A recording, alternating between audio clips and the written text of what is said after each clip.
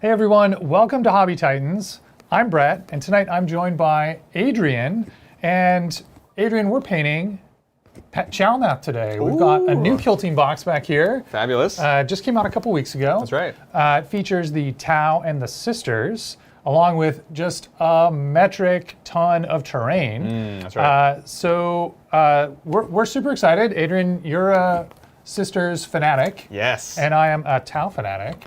And today we're going to walk you guys through what's in the box, paint up some of the models, and at the end of the night, hopefully have some fanatics to duke it out on the tabletop. Well said. You ready to go? Let's do this thing.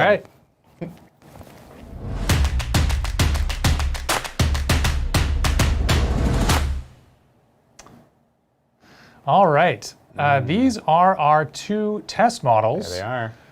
So you can see I painted up the Pathfinder. This guy, we'll show you the sprues that it comes with here in a sec, but this guy, they're sort of an upgrade sprue with a bunch of new bits. Right. And I've actually taken some of the bits from the that are supposed to be on the Shazui and mixed and matched a little bit to get what I'm calling this guy is going to be my comms officer. So he's going to be the communications specialist. So you can see he's got a little data slate in front of him with a little hollow grid of the area. He's also got a little sensor vane on his backpack that's helping facilitate his communications role. And what have you got there with the Novitiate? Ooh, so I've got a Novitiate. She's a plain Jane, a lady here. One of the cool things about this and both the kill team boxes is you can kit your guys out generically for 40K with special weapons for both games or using the kill team special upgrade. So today I've built mine actually primarily for 40K because I'm just really excited for this unit actually. So she just has a close combat weapon and a pistol, and we'll talk about why I think this is actually quite interesting later on. And you can see they kind of have she's not a full sister yet, so she has this sort of like hazing robes there. Oh, is that really what they are? That's kind of what it feels like they are. Oh my god! It's a weird concept because they're like, you're kind of coming up in the ranks. Here's like they have like little baby relics, like holy relics. Like take this thing and go out like charge that like ravenous orc horde, and hopefully you won't die and lose like our sacred relic. But yeah, just go for it. Don't worry about it. And then you'll be like in the club. Wouldn't that be crazy if you did that? So for whatever reason, that's what they do.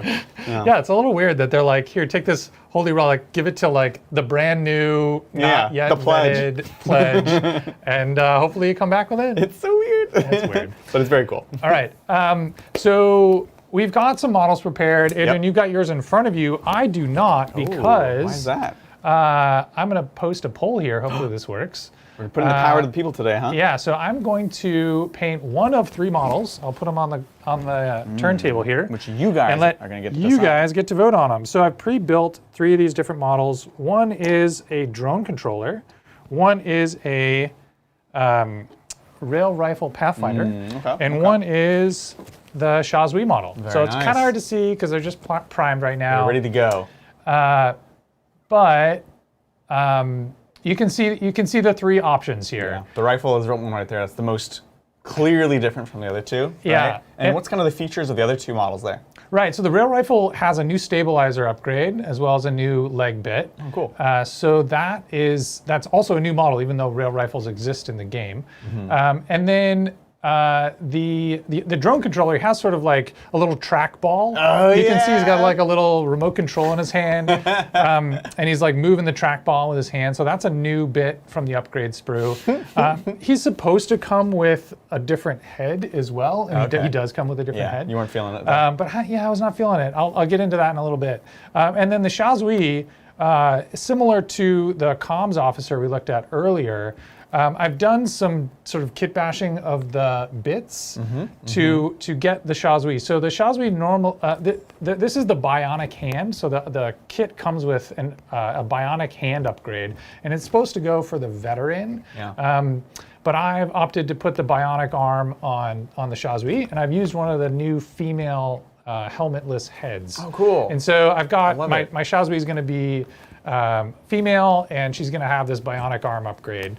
It doesn't have any effect in game. It's all just kind of aesthetic. But these are the three models that I see. Broken Chef in chat says, why not paint all three? I am a slow painter, Broken Do you know Chef. who you're talking to? Yeah. So I will eventually paint all 3. Yeah. But Get your votes in while you can, guys. But not today. Choose your own adventure day, right? This is a choose your own adventure. I'm into it. Yeah. They're all really cool. You're gonna get around to all of them. And while you guys are voting on that, let's maybe chat a bit about what comes in the box. I know there's a lot of questions. Yeah. So it's really interesting. You want to start by talking about Sure. the kind of loadouts? Yeah. So the T'au Pathfinders come in the box. You get a Pathfinder sprue. You can see some of this is clipped out already because I built these models. But this is just the normal Pathfinder sprue. If you buy a box of Pathfinders, this is what you get. It comes with 10, the ability to build 10 Pathfinders. Right. And this is drone. and the drones. This is just the standard sprue. There's nothing different about this. Nothing new. This is exactly what you'd get in the box if you would have bought. Go to the store and buy a Pathfinder box. Okay. You also get this, which is the new bit. Yeah. So this is the upgrade sprue. It includes a bunch of alternate arms, alternate weapons, a few different legs, a lot of different heads, some different antennas, as well as some like sort of pouchy belt things to make your guys sort of more spec ops kind of thing. And actually, I'll put this on the glam cam as well. Oh, that'd be cool. Yeah, so you guys can just see kind it. of show and that is a new sprue that is unique to this box currently. Yeah. Obviously, we'll see when the new book comes out, but as of right now, do these exist in 40K, or is it just basically? They do not. So there are no rules for this in 40K. All this stuff would be, if you were to play these models in a game of Warhammer 40K, these would just be funsy upgrades. They would make your models unique and look different. But there's like, a medic, and there's a guy throwing a grenade, and there's the bionic arm and the new heads and stuff like that. So a lot of that stuff, it's just going to be cool, nice aesthetic touches for your Pathfinders in 40K. But all of those things have rules in the Kill Team box. Absolutely. And what does it look like for Sisters? So the Sisters side is really exciting actually because it's all new. Yeah. So the Novitiates, new unit in Never 40K and before. Kill Team. Yep. So it's a brand new sprue, and essentially it comes with a way to build them all out generically, essentially. It does come with the superior, essentially. Right. She's like, they're big, I guess, and she's hazing them. And so it comes with that, and then it also comes with a Kill Team upgrade sprue. Right. That includes all these different sort of they're basically the way to think about the squad is they're basically Muppet babies, right? So it's like, here's the baby Hospitalier with the little arm, and here's like the baby Repentia with the little baby whip. And so there's like one of each of those essentially for different types. They're cool. They don't currently have any 40K equivalents. So again, on mine, because I don't really see myself playing Sisters in Kill Team, I see myself playing more like Gene Stiller Colts, Orcs, things like that. And I said, this is still a cool unit for 40K. Yep. So the only upgrade I've actually given them is the banner. Which gives them, it's a 5-point upgrade in 40K that gives them reroll to charge. Got it. Amazing. Oh, that's amazing. Yeah. And I actually like these ladies in 40K because they're really cheap. They're 7.5 points each. Yeah. They're guardsman stats. That's amazing. And they're just cheap bodies that can put a lot of attacks if you're Bloody Rose. So it's cool. So that's what you get. Again, I built mine very generically today because I know that's how I'm gonna get the most mileage out of them for me personally. Yeah, and so presumably, we don't know this for sure, but presumably there'll be, in the same way that there's like a Pathfinder box that you can buy today, and then there's an upgrade sprue with Chalnath. Presumably, you'll at some point be able to buy a Novitiates box, and then the upgrade sprue in Chalnath will be analogous to the Pathfinder upgrade sprue that we just showed you guys. So it's cool. It's kind of, I was not expecting this, a new unit for a book, right? Out of middle of nowhere. So super exciting. Gorgeous models. I'm going to be focusing on painting one. For the first couple steps, I'm going to paint 3 of them. Yeah. Just because you'll have the paint out. Yeah, but then you'll switch over and focus on one. I'll just kind of focus on one. We'll play it by ear because they're relatively simple models. Yeah, newsflash, Adrian is faster painter than I am. Shocking. So. Yeah. And then the rest of that box is just all terrain. Yeah, it's pretty cool actually. So you can deck out a full Kill Team table with terrain just with the contents of this box. It's just good terrain, honestly. Like really this fits really well with all the current Imperium whatever something or other. If you're just interested in T'au or Sisters, you know, the $170-ish price tag for this box seems a little expensive for just, especially even if you already have, you know, for example, Pathfinders and you just want the upgrade kit. Like that's a lot to pay. But there's a lot of extra stuff in there if you can find somebody to go in on halvesies with you. Absolutely. On it. Or if you have a use for the train. Find a buddy. You know, I'm loving these kill team boxes. Yeah. Is it time to close the gates? It is. Let's see here. Here we Looks go. like Rail Rifle Pathfinder by a very mile. nice. Okay. The people have spoken. Let's go ahead and end that poll then. Thanks so much. Otherwise they're gonna get weird with it. I know you guys. I know you Your guys. feedback, everyone. They were like, actually, it's tied down. I'm like, that's crazy. So the rail rifle, you get to do a special weapon. That's awesome. Yep. Cool. I'm gonna get started with my first step. Yeah. Why don't you? Before we get started, we can read the first super chat. Oh yeah. We have one that Super Edie submitted very early in the day. Thanks, Super Edie. Hi, peeps. Seeing as he's been dodging the question on Discord, Zach, when are you going to drop that album, my man? What do you mean Zach's not there today? Son of a... Okay. Yeah, Zach's not here today, Soups. That's rough. He's working on it. Maybe he's in chat. Maybe he can answer that question directly. We have been promised this album, a couple albums actually, right? Yeah. If you haven't heard about this, Zach is a musical composer by trade, and has been working on for a while a series of music to play Warhammer 2. Yeah. Mostly rapping. Mostly rapping. Yeah. And I'm trying to think of what is the diametrically opposed music to rapping. For rapping? You could have the most like jarring transition from one to the other between turns. Exactly. It's rapping and waltz. It's waltz, that's right. Very interesting interpretation, Zach. But yeah, you're on the spot, Zach. Why don't you answer that question? Let us know in chat. Thank you, Steven. Hey, evening, fellas. Can't wait to see what you all do tonight. Yeah, we're painting a Rail Rifle Pathfinder. Yeah. And Sister Novitiates. Super excited. So I'm going to get started. I have priming them all in black right now. This is the first step. Yeah, why don't we zoom in on what you've got there? Let's take a look, and we can check it out. So you can see they're very, very dark right now. But actually, you know what I'm going to do? I'm going to grab my finished version and walk you briefly through an overview of the steps. So here we are. So you can see one of the big differences between the Novitiates and the traditional sisters is they have these sort of khaki garbs right here. I like this. Normally I do red robes for all of mine, but I like how different it is. I am diverting a bit from the box art because they actually take it further. They have just the sort of the boots and actually the gloves are still the leather. The boots, the shoulder pads. It's kind of like, you know, when you're playing your WoW character and you haven't fully leveled up and your armor kind of mismatches. Yeah. You got some nice, parts from different sets. It's like this, and their thighs were a sort of like pants material, like almost it looks like jeans, which I don't love. So I'm just keeping that as black, and that's the only. Are there folds in that, or is there it are skin definitely tight? there's definitely folds. So it's like regular work pants with some nice boots, probably more comfortable than the power armor they wear normally. But anyways. So that's the plan. We're going to start off with just all the black. That's the biggest surface area on this model. So do these girls have 3-up armor? That's a great question. I will pull up their profile in just a minute because this first step I kind of need to lay it down and have it sit for a couple minutes. Sure. So the sooner we get that, the better. And I'm going to grab some Administratum Gray. Yeah, and I am while Adrian's doing that. I don't have a zoom, so you guys can't see super well. Right. But I'm just using the airbrush to apply my pants color. I use a light gray called it's a Vallejo paint called Blue Gray Pale. It's called Blue Gray Pale. Oh. Not pale gray blue. It is Blue Gray Pale. And also not blue green. Vallejo blue green. It's unfortunate because pale blue gray there's another color with some combination of those 3 words in it. I don't remember whether it's pale blue gray or pale gray blue. It's one of those two. But this is neither of those. It is blue gray pale.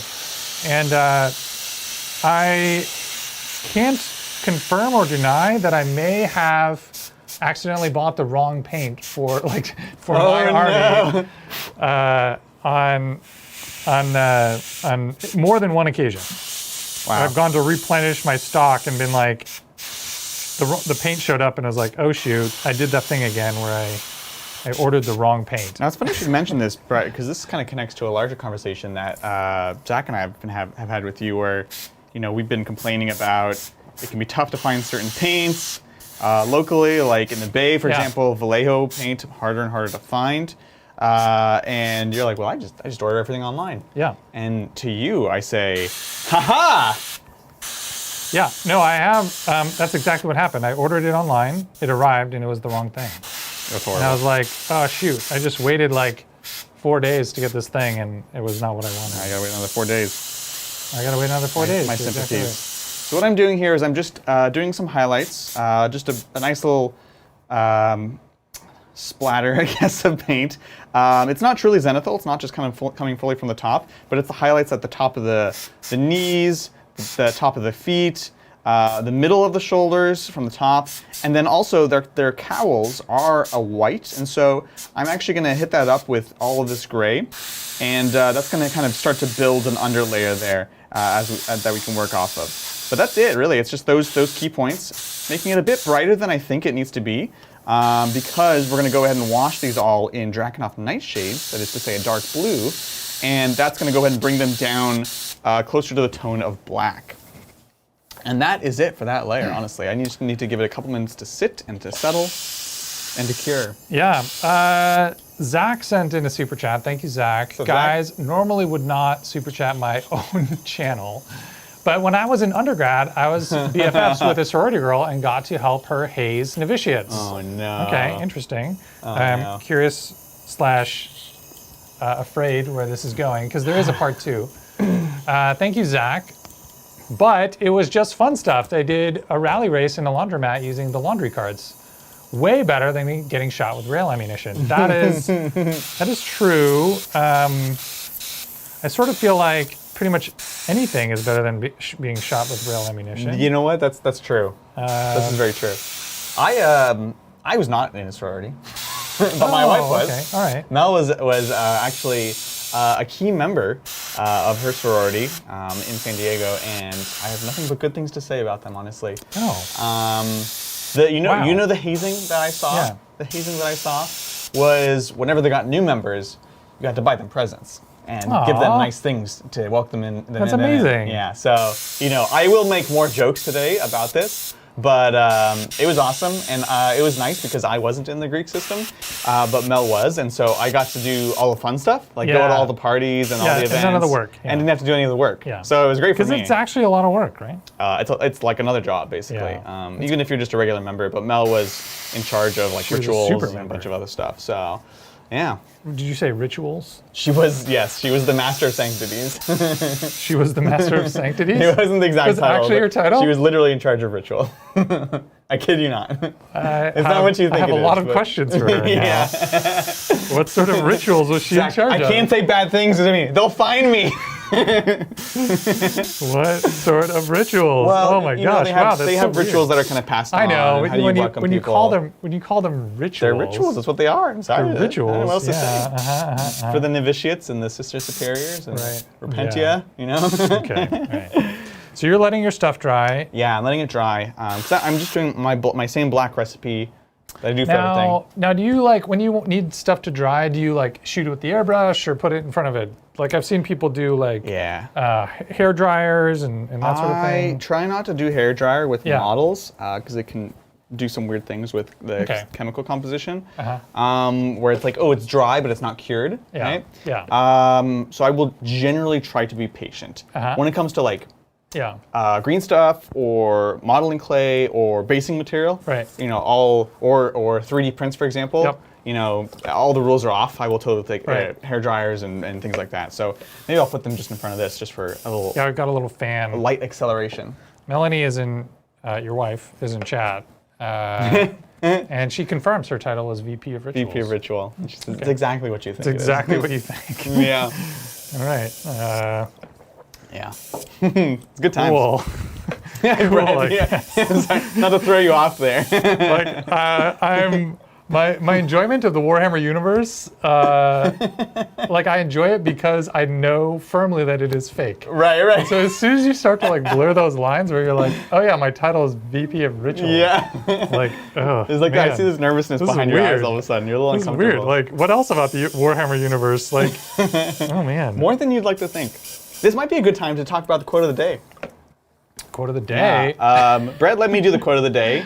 Zach didn't, but then Zach left. Then and Zach he left. couldn't stop me, and, Yeah. and Brett said, go for it. I said, do whatever you want. So the quote of the day, You're sitting in that chair. You get yeah, to choose it. no matter where you go, there you are. That's right. Buckaroo Banzai, So wise man once said. a true legend. He was a rock star, a rocket scientist, and an action hero. Is Buckaroo Banzai a favorite movie of yours? No, Oh, it's okay. just a classic movie. All right. It has a fond place in my heart, Yeah. mostly just for this quote. So there you go. I was telling you before the show, like I have never seen Buckaroo Banzai, Right. but I have seen Ready Player One, and that That's it. character in that movie features prominently. So I have done my airbrushing. Woo.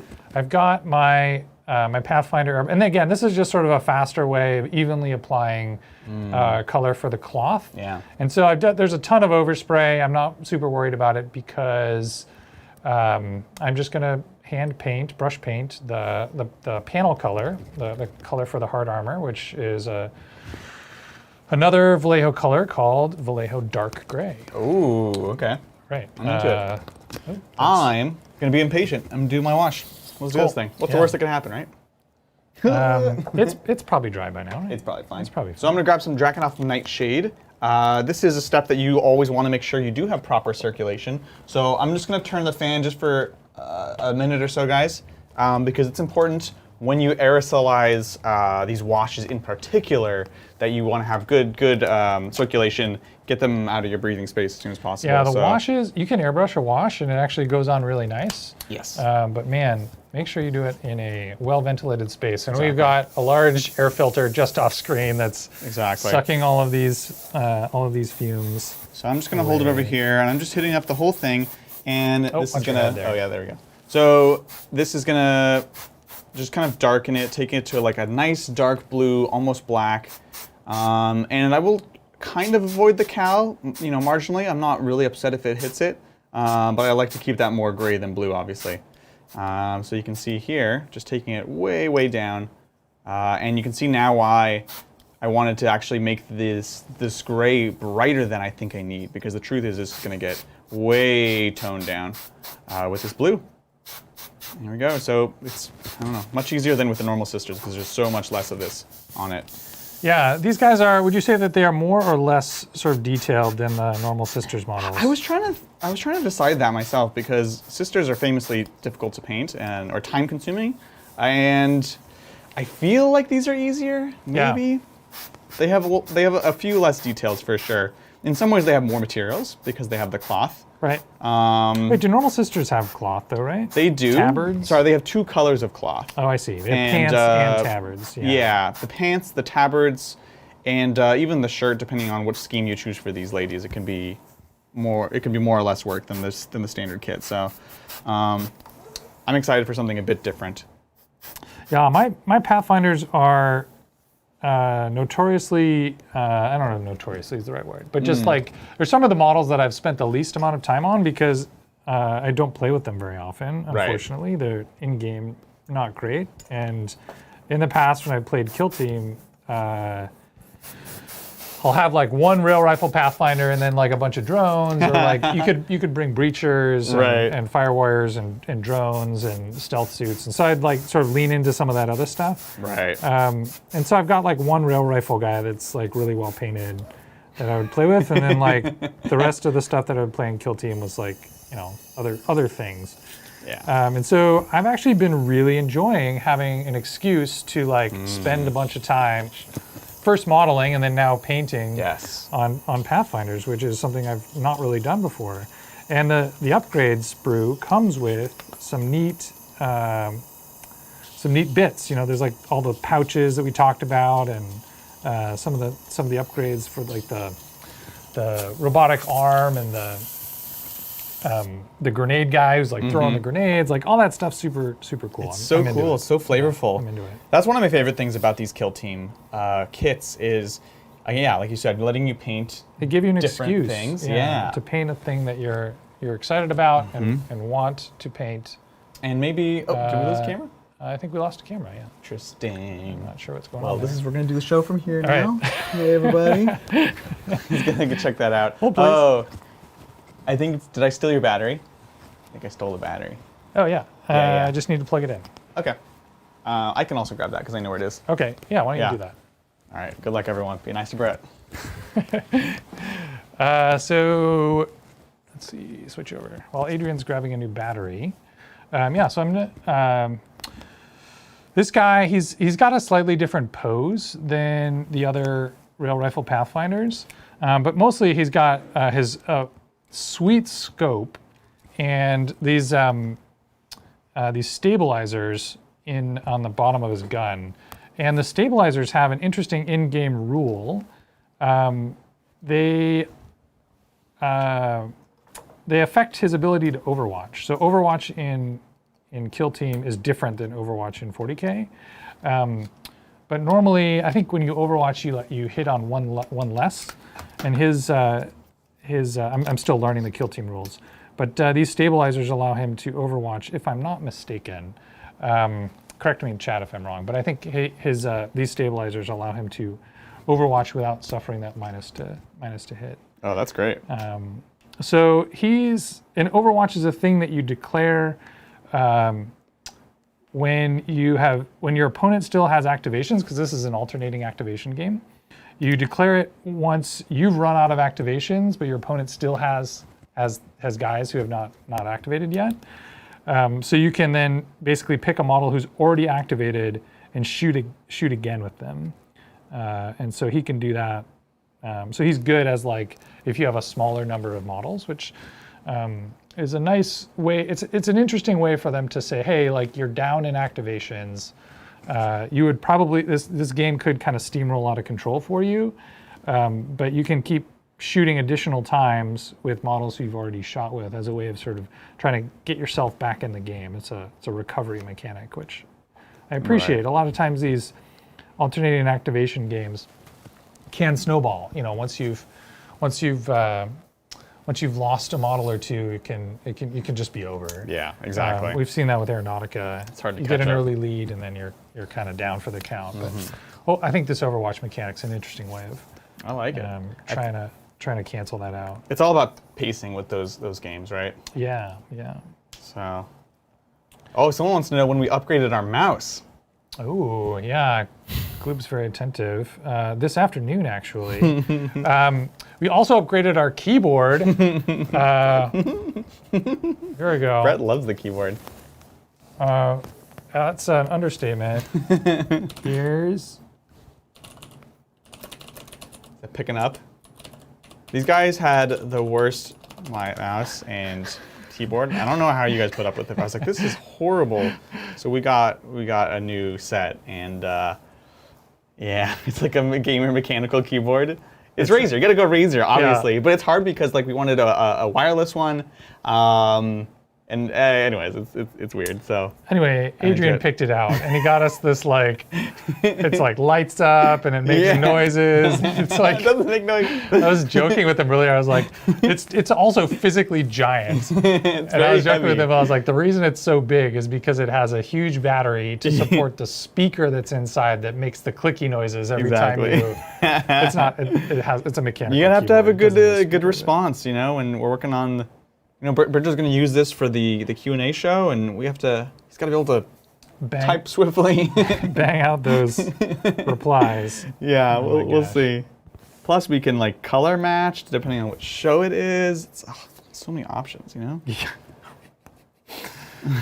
I used to have a colleague who had a mechanical keyboard, and he sat next to me at the office and scarred you. I mean, the feel is nice, but yeah. Man, like it's nice for you. It's not nice for anybody else in the room. Right. Like nobody else in the room likes hearing your hipster mechanical keyboard. It's so funny because like mechanical keyboards are things like if you're looking for like a gaming keyboard, that's like, oh yeah, this is what you want, it's best, blah, blah, blah. But at the same time, it's also like, well, how loud is it, you know? And I think my one at home was supposed, it's a big deal because it's like a stealth mechanical keyboard. But it's still really loud. Yeah.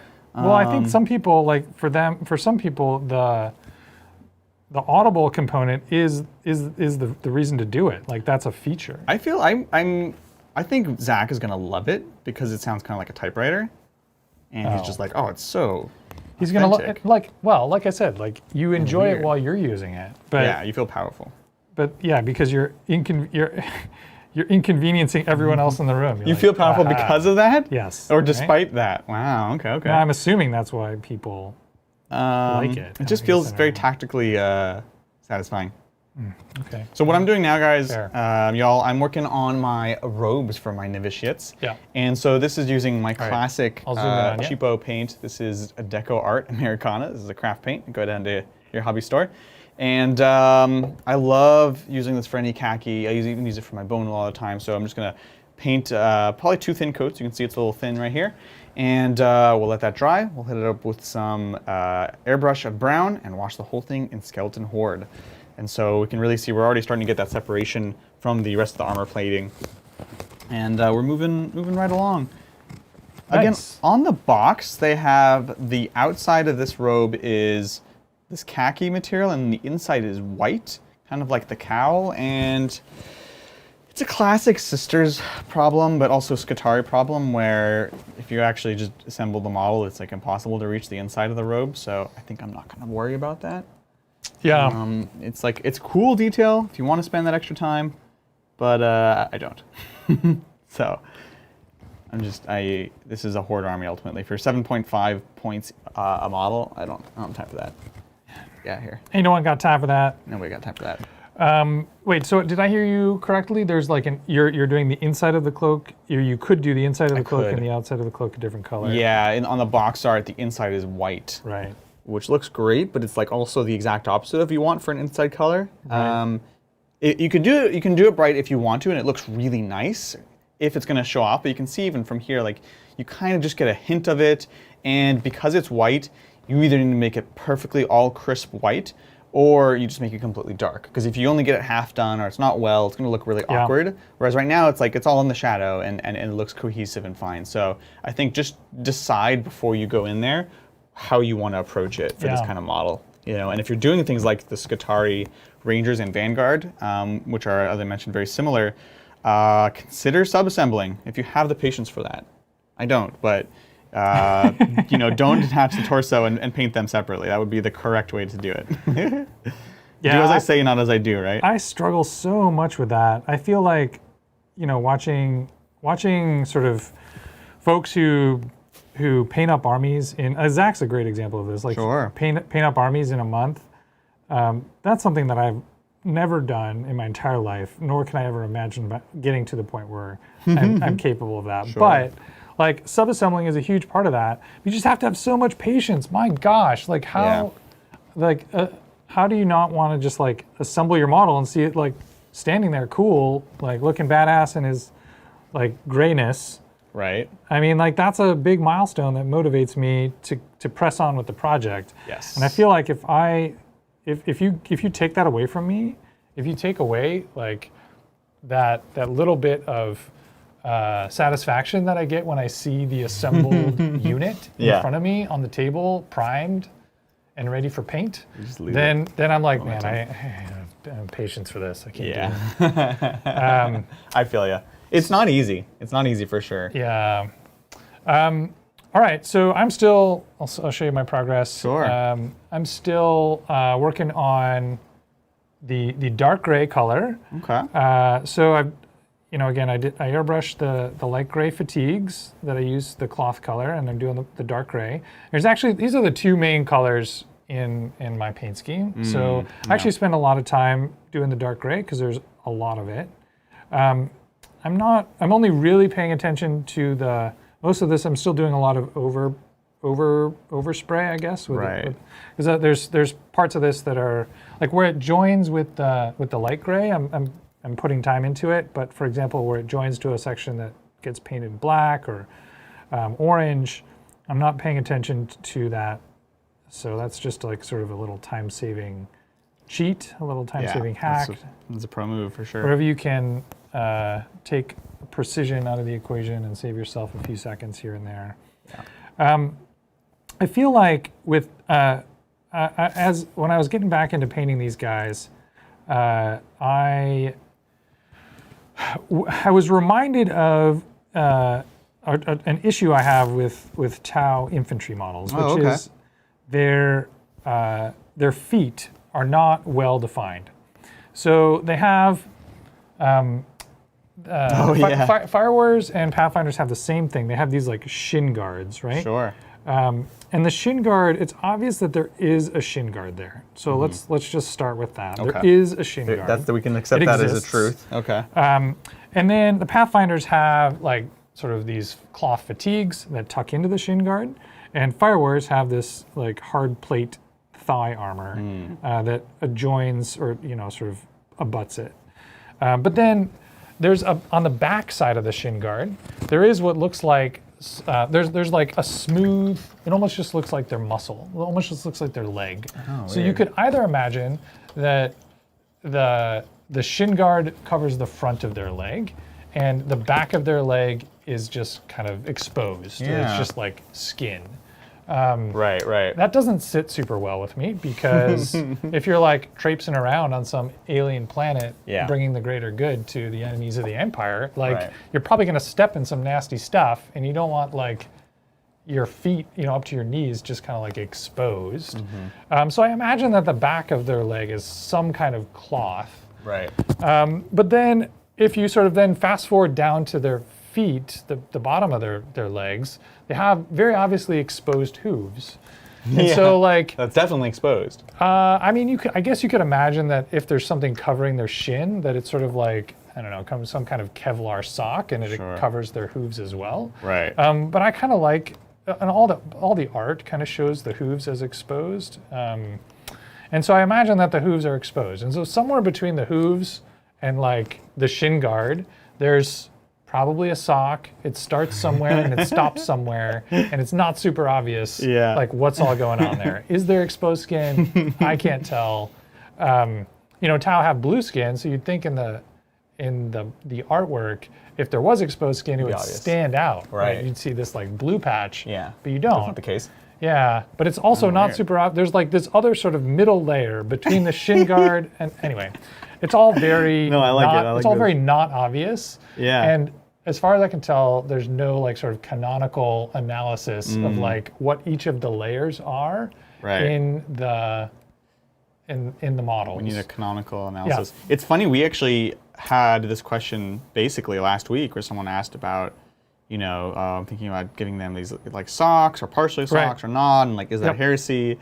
And so you guys already talked about this. We literally talked about it last week, which is it's fine. Obviously, I'm sad that you missed it because you clearly have feelings about it. Well, so I was only just reminded of this. Like, I guess I had kind of done a bunch of infantry painting. Right. Decided what was what, because it depends what color you paint all this stuff. Sure. Right? You have to make a decision for yourself. 100%. What is what, so that you can paint it the right color. Right. If only in your head canon. And so I must have like come to a decision. Painted everything systematically when I was doing all my infantry like a year ago, and then promptly like put all of that out of my head.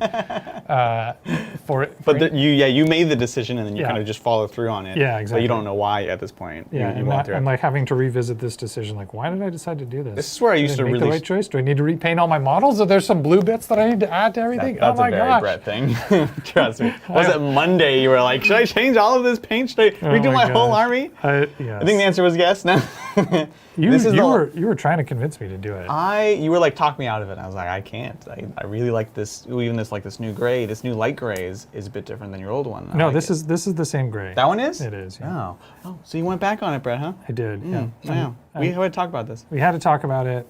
I am not changing my paint scheme. I had to have some. Zach is normally my hobby therapist when I have crises of like, oh my gosh, I'm thinking of like repainting my whole army. Please talk me out of it. Like Zach's the guy that I call to But Zach was not around, and I was like, Adrian, help me! And you were like, I think you should repaint your whole army. I like this color better. Am I fired? I'm not getting that job again, am I? Oh man. I need to not make this decision right now. I need to leave. If we just prime right now, we can get this all done. Let's redo your whole army. I'm the wrong person to ask. I've moved on to my gray layer. Okay. My next gray layer. Lots of grays here. And this is, again, Administratum gray. You can use any kind of cool gray. I've got some of Vallejo here, which is literally called cold gray. And I'm hitting up, again, this cowl. Not completely hiding the gray that's underneath, but hitting most of it, leaving a couple shadows. It's funny, in a similar way to what you were just saying, I was not sure in the first model I painted this how to approach it, because it has both few lines in it, but also it's not fully smooth either, right? So it's like I'm painting this like big strands of hair like some of the Sisters models have. I'm painting it more like armor, in which case I'm just doing the edges, and it's kind of awkwardly between both of them. And so I actually had a really tough time. And so we'll see. I think I'm applying what I've learned from that first model, but this is only the second one I've done. So we're doing that, covering most of it with this, and we will hit it up with an actual white or close to an actual white in the next couple steps.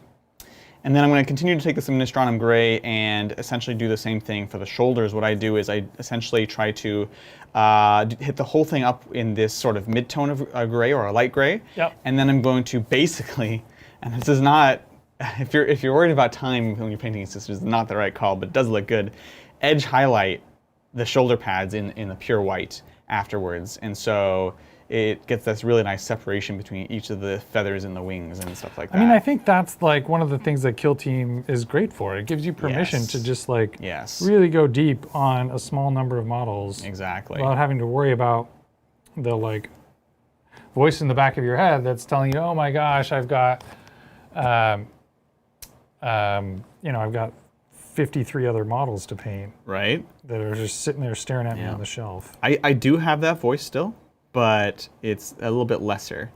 Well, yeah, you're like you said, you're mostly planning on painting these for 40K. This is reminding me that it's been too long since we've had Sisters on the channel, and people were actually asking in Tabletop Titans when we're gonna get the Sisters back. So it's on my mind, y'all. It's on my mind. So speaking of things that are on your mind, shall we check out our deep thought for today? Yeah, I think Zach gave us one, right?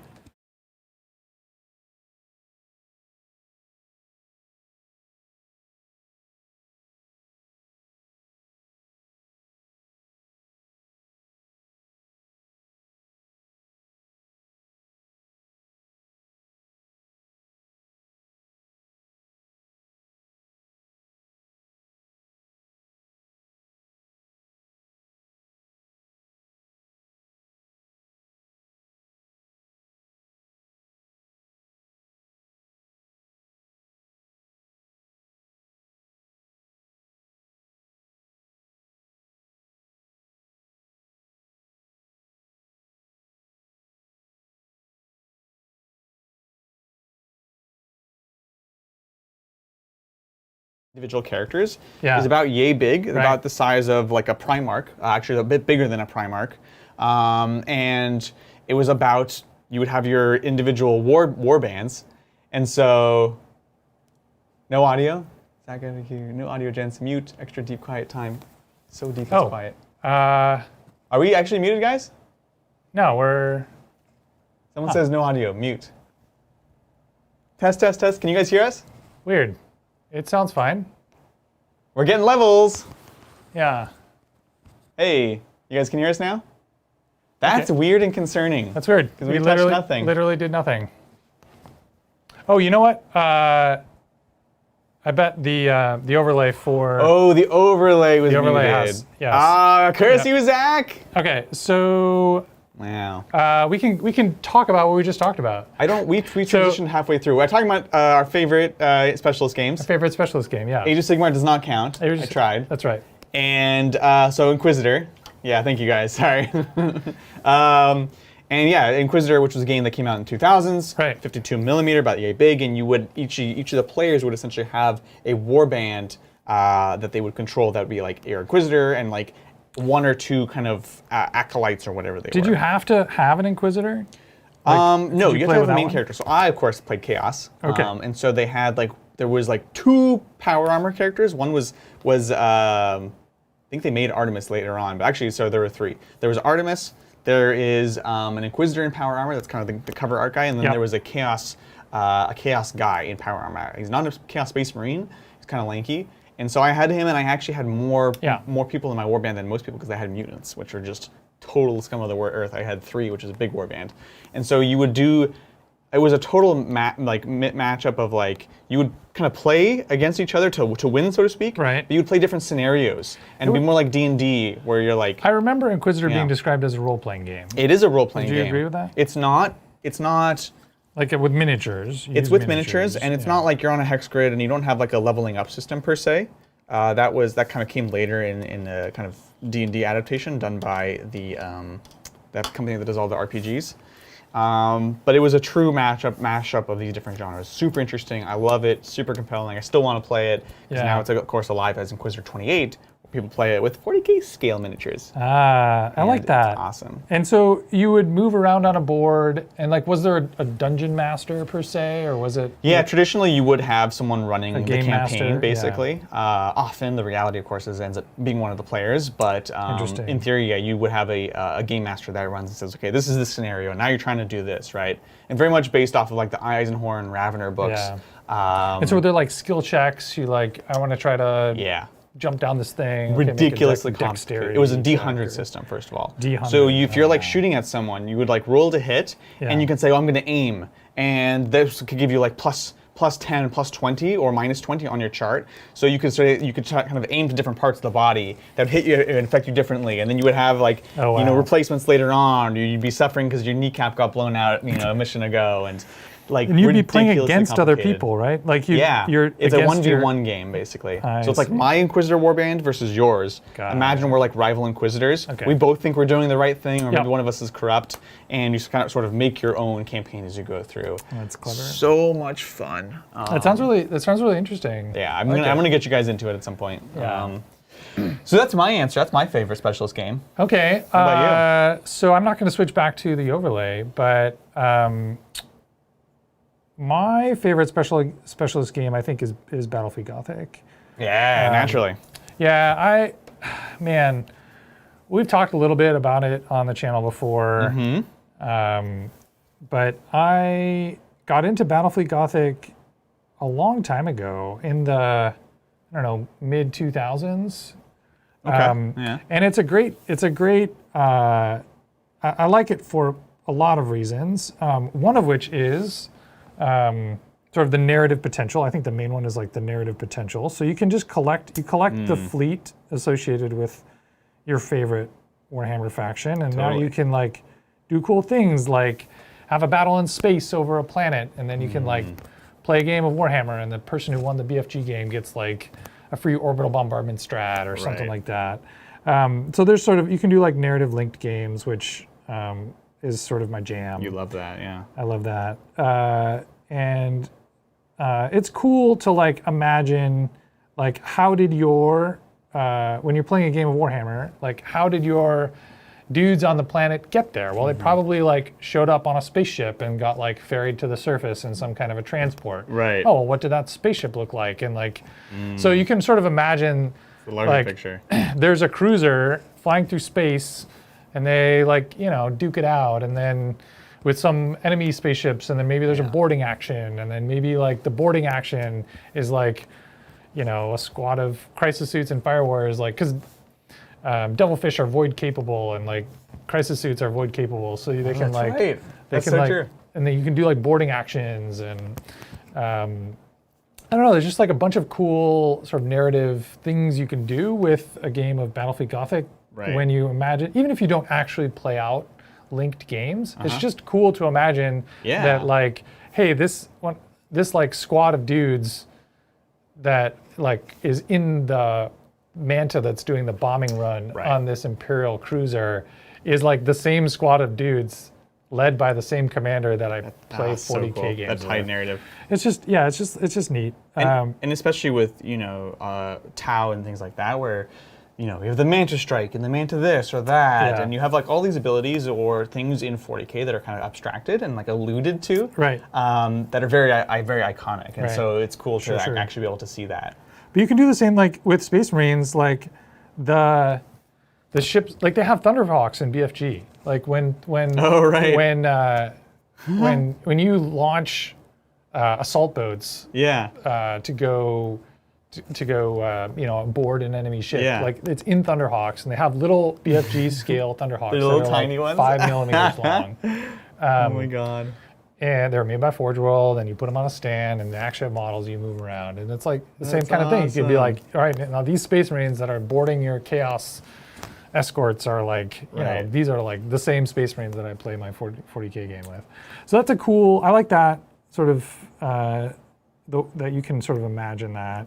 The rules are also really fun. So the game was Okay. sort of generally considered by the designers, and this is a little bit self-serving, but by the designers and by players at the time to be one of, if not the best rule sets that Games Workshop ever made. Oh, the designers thought they made the Exactly. Like that's a little bit weird. But I get you. I get the like, concept, yeah.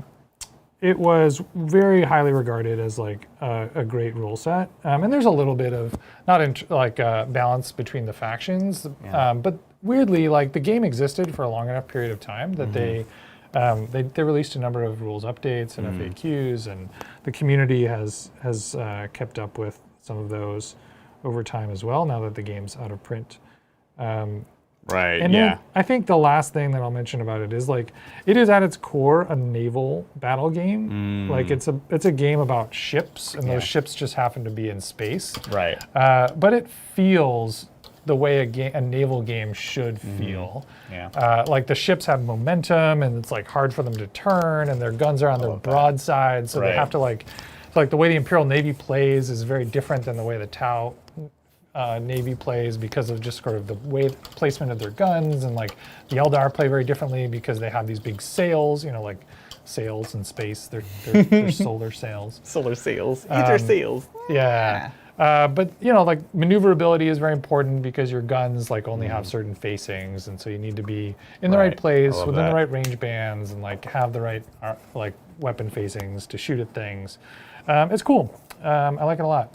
Now that I've gone on and on about Cool. PFG. No, it's good. That's the cool thing about specials games is, you know, people feel Very passionate about it? right? Like we Yeah. both love these games that are like very specific. Yeah. You know, people are talking about their favorite ones. I saw also Stephen saying about Xenos Factions Inquisitor. They actually did Oh, yeah. produce a couple expansions. they? There was a they had a magazine series that went for not very long. It was like 3 copies, Hmm. not 3 copies, but 3 runs. And one of them actually came out with a Eldar Ranger, which was the sickest model. Oh, so wow. cool. I really wish I had one. And so it was for playing like a sort of exiled Eldar Ranger. Which Oh, that's again is like, how do interesting. you introduce a single Eldar Ranger? Like that doesn't, Right. that's not a thing. Well, they are when they're exiled. It's not a whole faction. It's just a guy. Yeah, and then I think they eventually made rules for a Gene Stealer, but they never made any models for it. It's Wait, just like kinda weird. a Gene Stealer cult acolyte, or like No, like a an actual Gene Stealer. Wow. So he's not. You're not role playing the Gene Stealer, obviously. No. No. So it's less role. Well, yeah. Again, it's less D&D than it is like. I don't know. It's so unique. You know, I'm trying to. It's think all of an about equivalent. combat, right? There's no like, You're not like I'm going to persuade you to do this Correct, thing. I'm not going to yes. go to a merchant exactly. and like take a persuade check to see if you get 10% off Yeah. your purchase of your. It's like I'm a rogue inquisitor and I have been smuggling these like Xenos goods in, and Right. now we're gonna play the mission where you are like the good guy. You're like the traditional inquisitor, Right. the Puritan inquisitor Yep. that's gonna try to intercept. Okay, well you successfully intercepted me, and now we're gonna play this second mission where now I'm trying to escape you or whatever. So it's narrative, Right. and it is role playing, but it's not in that sense, right? Right. So the DM might honestly, Gene Stealer. Most people wouldn't have a Gene Stealer on their party. That's Right. like that doesn't make any sense. But the DM could be like, game oh, master by the would way, say, there's yeah. a Gene Stealer here, and Yeah. a single Gene Stealer could literally kill everyone super easily because everything is like actually appropriately like scaled. Oh, I like that. So like Space Marines, for example, you could never have a Space Marine in your party. It's insane. Like they this have is rules. like where the movie Marines thing. It is, This yeah. is like during the time of that. Like Artemis, oh my Yeah. god, he like literally spits acid and like can eat your brains to learn the memories, which of course you can actually use in the game, and like you will never kill this guy with your little mob of little inquisitors. Like it's cute, you think you can try, but you can't. And I love that because again, it comes back to the narrative. Same way that BFG explores these other sides of things, Inquisitor does that same thing. So yeah, we've talked about this with Aeronautica and stuff too. Yeah, it's just cool to see, like, oh, there's this other element of the storyline, the intellectual property that you don't really get to see or explore. You know, there's this air battle that's happening over this 40K battle that, you know, I'm sure is happening, and like, how do we represent that? Right. And how does it impact the? It's the stories that are either bigger or smaller than a traditional game. Yes. So at both ends of the spectrum, it's interesting and compelling because it's something that's just so wildly different than the narrative we're used to. So neither of us mentioned Kill Team, which is the game that we're painting tonight. Okay. So here's my thing with Kill Team. I have played many versions of it. Yep. I've not played the new one. I've heard it's good. Bridger was super into it. Custodians got nerfed, so now all is well in the world. This is a little while ago. I used to every Tuesday I actually play with like Nick and Shane. We would get together and play. It wasn't the Shadow War Armageddon one. Yeah. No, we didn't play that one. We played the one after that. One after that. Yeah, one after that. That was a big release when GW sort of nixed Shadow War and came out with the Kill Team that preceded the one that we're playing. Exactly. Now. Yeah.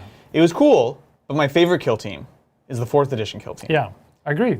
And it was asymmetric, where you have a kill team. One person has a kill team of like agents, and the other person plays like the bad guys. The grunts. They have the grunts, and they might have their boss. Right. And the grunts are actually moved around with like an AI system, basically, where they're patrolling, and so you're trying to like kind of move your grunts around, but you can't control the control because that'd be stupid. And the other guys are trying to infiltrate, and it was so good. And once the sort of alarm gets sounded, once they sort of realize that there's somebody infiltrating their base, then you get to control your guys. It was so cool. So this is exactly what Shadow War was. Was it? Okay. Was so I Shadow never played War. Shadow War. Yeah. Yeah. So Shadow War was basically that, but they layered on top of it a role-playing system of like level ups. Oh, that's cool. There were like experience points that your guys could get, and they could get injured and go from like one mission to the next with injuries, but then they could you could spend points, sort of like a mashup of Crusade and Kill Team almost. Exactly. Yeah. So that was Shadow War, and one of the other really interesting things I loved about Shadow War was there was no turn limit. So when you're playing the guys, when there are guys playing like infiltrating, you just like spend like 12 turns encircling the whole camp, and then and like the sentries are moving around sort of randomly the whole time, and then you spring your trap. And then, maybe it goes horribly awry, or maybe it works out for you. It's funny because that's how you traditionally play stealth games in video games too, right? It's like very rewarding to be patient, and methodical, and there's something really nice about that. So many good ones. Let us know in chat, what are your guys' favorite specialty games? I know I've seen kind of conversations moving past, but again, let us know. Yep. I agree. I really liked that older style of Kill Team and the Shadow War game. It's just different, Yep. And I think Kill Team is GW likes the idea of it as like Warhammer Light. Yes. And sort of it's like this intro to Warhammer, and they're going to get people hooked, new players, because it's just a few models, and maybe the rules are simpler, yada yada. But I actually like it as a game that sort of goes in the other direction, where it's like, hey, no, this is like way more complicated. Right. Like each guy has, specialisms and, experience tree, and there's like different skill trees you can level up your guys in, and you can equip them each individually with a bunch of different equipment options. You buy the pistol and you buy the upgraded ammunition, you do this and do that. And I think that comes from, that's our perspective. We're coming as 40K players primarily. So we want something different. And not them like, the marketing team is not 40K players, but you know what I'm saying? Like we want something specifically different. That's the reason we like these other specialist games, I'm really looking forward to playing some Blood Bowl. It's finally time for Bridger to teach me. It's interesting you mentioned that. I've also, I feel like Blood Bowl and BFG get thrown around. Like I mentioned, BFG was like the best rule set. But I feel classics, right? I feel like Blood Bowl also gets that accolade very often as like Bryce just asked about Blood Bowl. The most popular rule set. I've never played it. some people in my old gaming group before I moved to California did, and they were like, it had its super fans. Yeah. And my gosh, and these are people whose opinion on games I respected. They were super duper fans. Yes. Like the guys who are into Blood Bowl are like so into it. Yeah, I do. I think there's a couple games that if you want to play one game for your whole life, Yeah. you do it. And I think one of them is 40K. But one of them is also Blood Bowl. Yeah. I'll be honest. Like, I totally, even with the new rules, where I know every time we talk about Blood Bowl, I say this thing, but it still shocks and excites me that like the rule book is as thick as the 40K rule book, but it's actually all rules. And like how deep you can get into like playing a season and having your like star players and this whole like again talk about like role playing and narrative and gameplay all merged together. And I find that incredibly exciting. It's awesome. Yeah. Have you played the new Apocalypse? Or what do you think about Apocalypse? Let me broaden the question. Okay, that's a tough and good question. Because there have been several versions of Apocalypse as well. Yeah. And I would consider Apocalypse a specialist game, would you? It is now a specialist game. It used to just be big games, right? Which was the majority of my experience with Apocalypse. You know, back to even just playing stupidly big games with my brother on like the living room floor as kids. Yep. And that's what Apocalypse used to be. Stupidly big games of Warhammer on the living room floor. It's funny, I like going into half price books and seeing like what they have in their like 40K section, and they had like the oversized Apocalypse book when in 4th or 5th when they had like the formations and stuff. It was actually the introduction of formations. And oh man, I almost bought it. Because they extended that into normal 40K once like they did, 7th? Was it 6th or 7th came out? 6th, I think 6th edition was when they had formations. That was a period where I never really, I skipped 6th and 7th, so. That's okay. It's okay. And I hear T'au are really good. T'au are stupid. It's triple riptides, dumb. Anyways, but I did play a game of Apocalypse in whatever it was, 5th ed, when they had formations in Apocalypse. Right, yeah. So I'm familiar with the concept. I think the current Apocalypse is better, at least for me personally. It always sounds cool to do a 10,000 point game of Warhammer, but it ends up being way more work than fun. And the new Apocalypse system, I think, lets you get the thrill of playing with that massive scale, but it helps it make it a bit more manageable. So I think it's 100% the right call, and I do like it. I don't see myself playing it often, but I do like it. I'm a fan of it in concept. What about you? Yeah, I think. See, I have a weird thing with Apocalypse. So, in addition, we haven't talked about Epic yet, but Epic Armageddon was a game that was around the same time. It was introduced. It no longer exists. It's a specialist game. Yeah. And it used a different scale models. It used 6 millimeter models. Tiny little models. And it was meant to, like, when people ask about, hey, could you play Titanicus? You know, I would love to see Titanicus, but like, could I play with like Lehman Russ tanks, and could I play with like orcs. Flyers or orc stompas, or like, why can't I use sort of? Wouldn't it be great if GW like made like other models for Titanicus that I could play? And then like the first thing out of my mouth is like, oh, that's epic. That's epic. Yeah. You should just look that up. Yeah.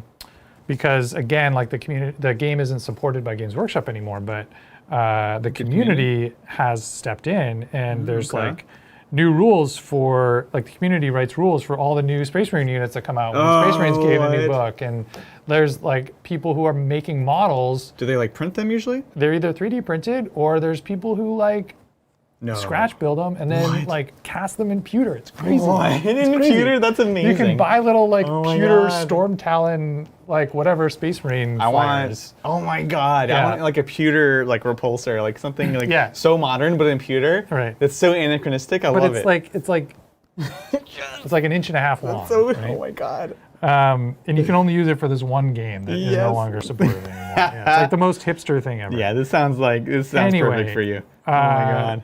So going back into our thing about having sort of one faction, and you imagine you're like dudes flying in on the spaceship, and then, so like I got an Epic T'au army, and it was made during a period of like 3 years, but it's all Forge World models. but they're like this big, so they're like weirdly not that expensive. You could collect, but it's meant to be. It's like the game is meant to play out games at that scale. Correct. And so like it weirdly, when GW released the new Apocalypse, and the one that uses D12s that we have today, it borrowed a lot of rules from the original Epic. So the alternating activations, the idea of blast markers, like all that stuff. Oh, really? All that stuff came from Epic. Oh, interesting. And so I think I like the idea of Apocalypse. I think it's cool to like be able to pull out all of your 40K toys and put them on the table. And so that spirit like really vibes with me. But I feel like if I want to play a good game that is like sort of that engagement scale, I would rather play Epic. Unfortunately, like it's an unsupported game and nobody owns the models for it. Right. So what if you played Epic scale but with that regular would models? be great. I would love that. That'd be dope. Yeah, because I feel like the space is not the problem. Like for some people it is, but like if you just go to your game store on like, you know, a weird day and take over the whole back, and or you like go to the owner and you're like, hey, so here's the deal.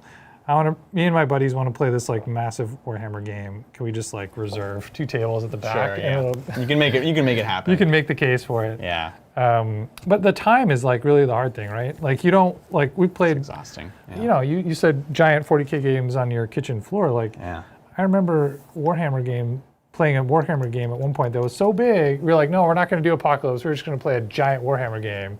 And it's like, cool. We played for like 10 hours. We're on turn 2. Yep. Let's come back tomorrow and finish this up. Yep. And it's like, oh man, this is painful. You know, maybe when you're young. What's up, Nigel Matthew? Good to see you. Yeah. One thing, I know we can talk about specialist games all day, but I do want to mention Necromunda. Yeah. Because I was very impressed with it. Yeah. It made me think about, I'm not coming back to Inquisitor, I promise, but it made me think about Inquisitor.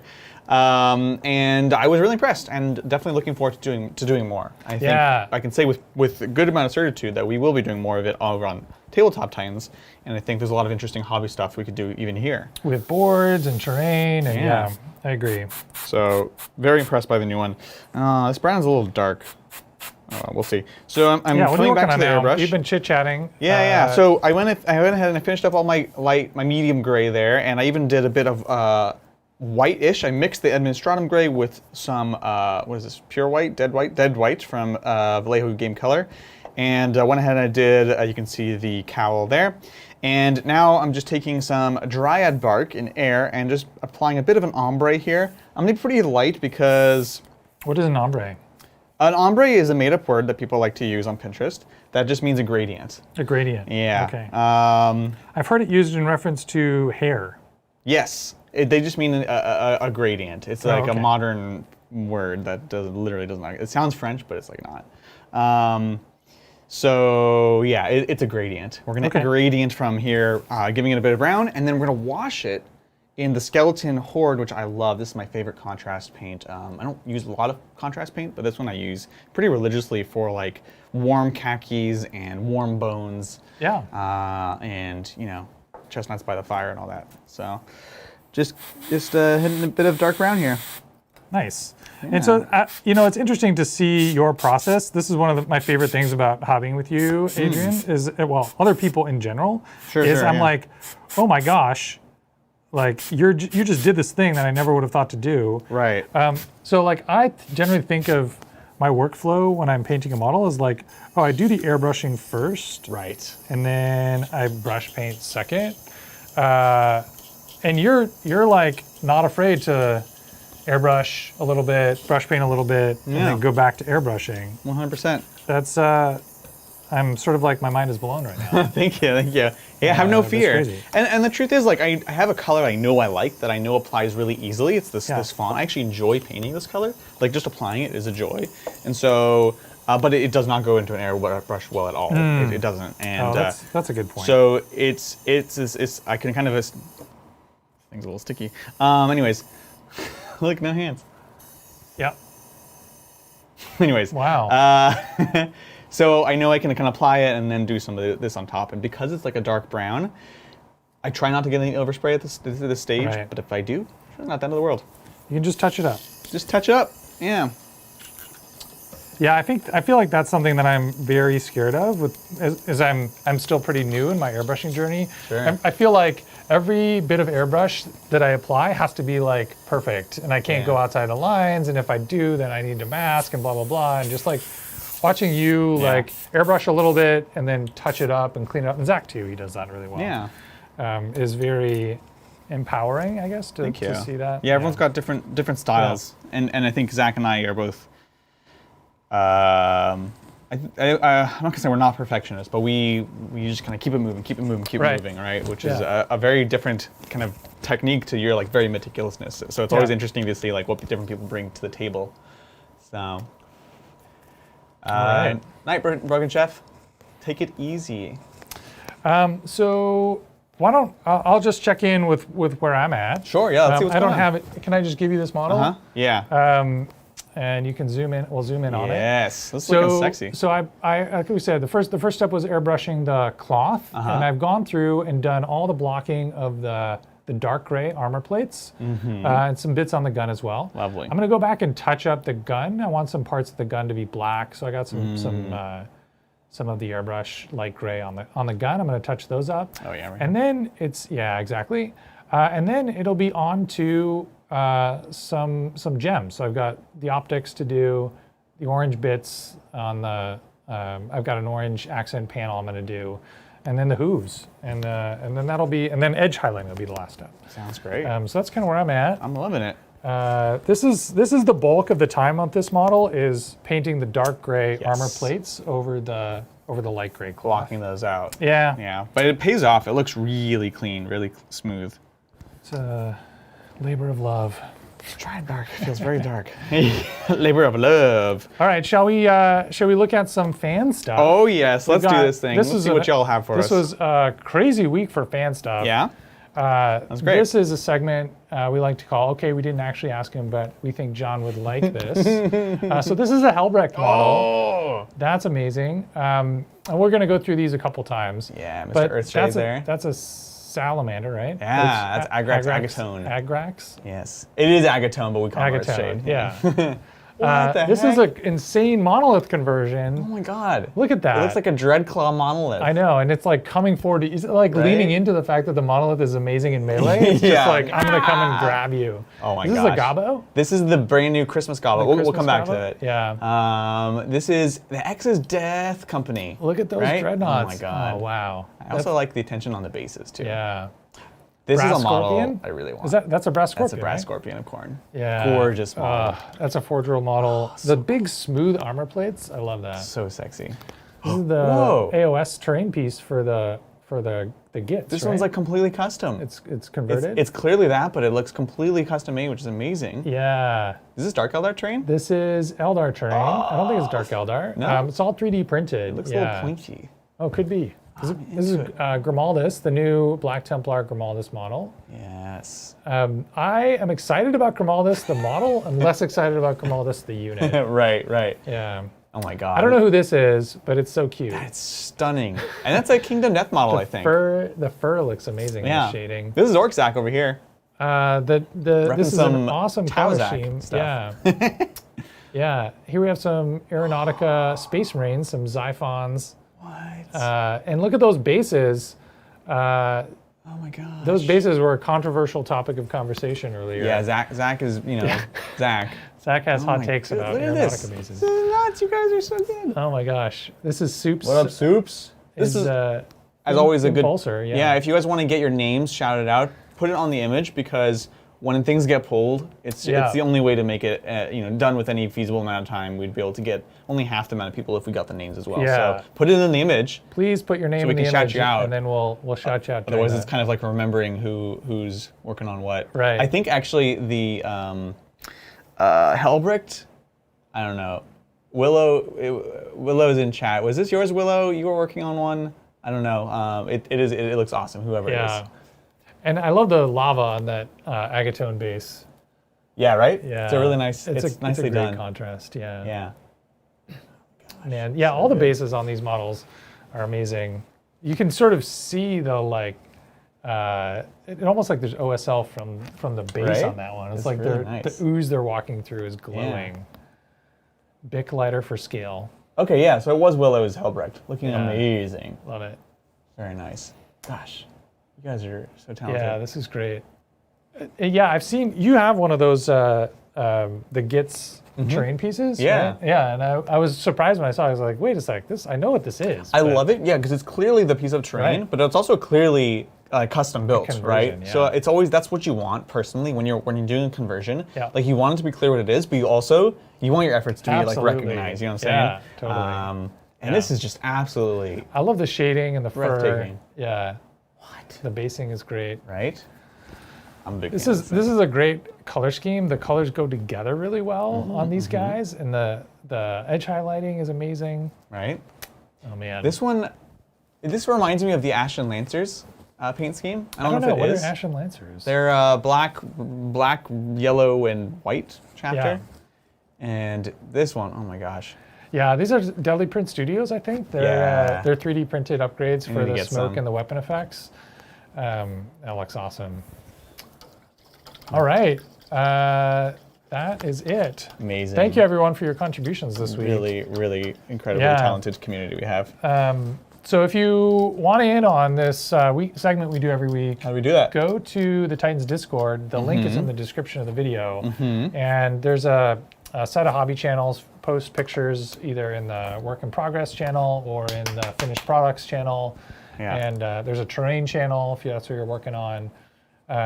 As you can see, Zach, also, we sometimes will check out, look for progress pics in like the specialist games channels or Totally. the Aeronautica channel. Yeah. Because we like those games as well. We do. We like specials games. So I am transitioning over Sure. to Yeah, let's take a look. Caddish Flesh, which is this nice, like mid-dark brown, and I'm gonna hit up all the pouches with this essentially. So we've got some pouches here, some straps, the belt across, and this, I do this even with my regular sisters, but it's gonna do some nice contrast work here, kind of bringing in, we have these very dark colors here, we have these very bright colors here, and then this is kind of fill out that mid-tone, especially once we've finished with the edge highlighting. And normally, it is my source of sort of neutral, not neutral, but natural earthy tones on my models. But again, because we have the khaki, it does some interesting and different things here than it would normally. And here, I'm just gonna make a little pseudo wet palette on your paper. Oh yeah.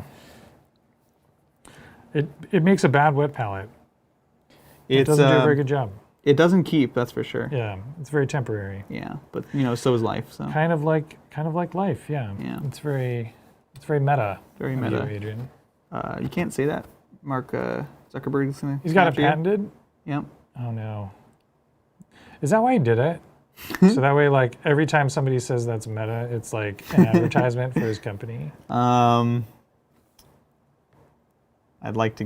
I don't know if he's that. I don't know. You know what's I have interesting? so many thoughts. It's interesting, like make them cohesive. the Silicon Valley way of doing things is you just pick like a normal word Sure, and you yeah. spell it in a different way. You take all, what you do is you take all the vowels, the vowels out. Yeah. So I'm surprised he didn't spell it like MTA. MTA. Or just MT. MT. You're like, Yeah. that spells meta. You're like, what? Yeah. Did you see Iceland made an amazing commercial that was like a spoof of it? It was about the Iceland verse, and it's with the snow so real, looks so real you can touch it, and it's like literally like taking like the meta kind of ad, Right. But it's like literally just it's an actual And tourism scene, ad. Scene for scene, they just Yeah, did it. and they're like, oh, the moss is so real. You can look, but don't touch. It's very, very fragile.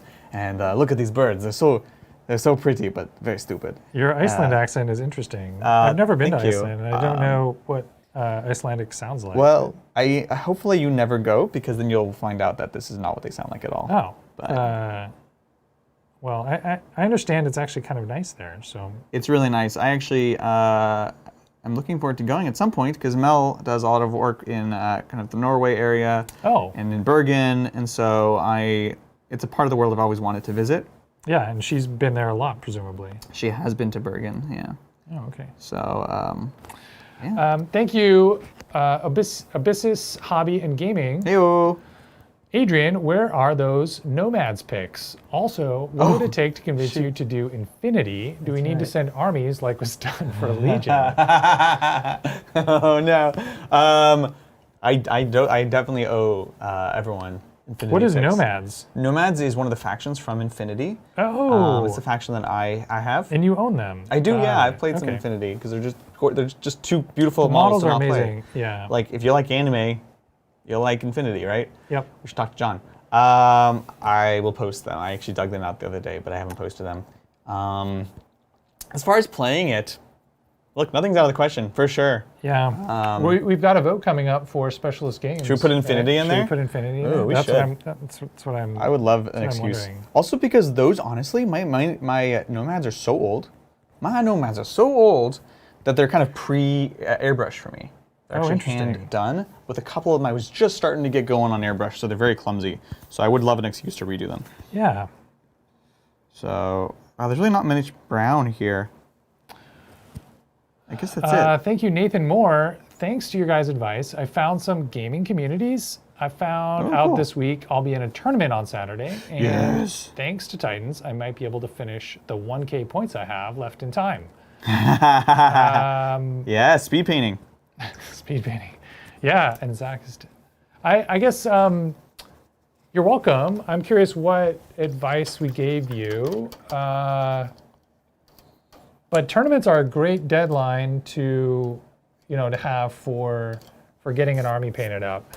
Just this week, Zach and I finalized our LVO plans. We were kind of on the fence about what we were going to do, and it's in Las Vegas. It's in late January, and we just decided that Zach's going to bring his Eldar, and I'm going to bring my Black Templars. We're playing in the narrative event, and oh my gosh! All of a sudden, I've got like all of this great motivation to like get through the Templars.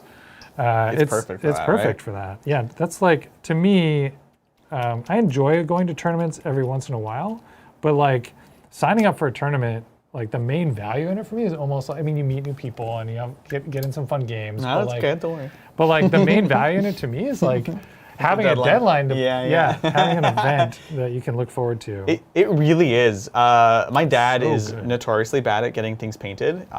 He'll do some black, he'll do some silver, he'll do some gold, Yeah. some red, the classic kind of edgy kind Yeah. of colors, and then like that'll be it. And so Mel always makes fun of him for that. And the two times I've really seen him meet the deadline, like ever in his life, has been when we first started playing 40K in 4th edition, and we joined an Escalation League at a GW store, like a proper GW store, and actually painted up 500 points for that. And then fast forward like 20 years later or whatever, for the Goonhammer event, when it was like, okay, you're going, you got to paint your custodians one way or another. They have to be based.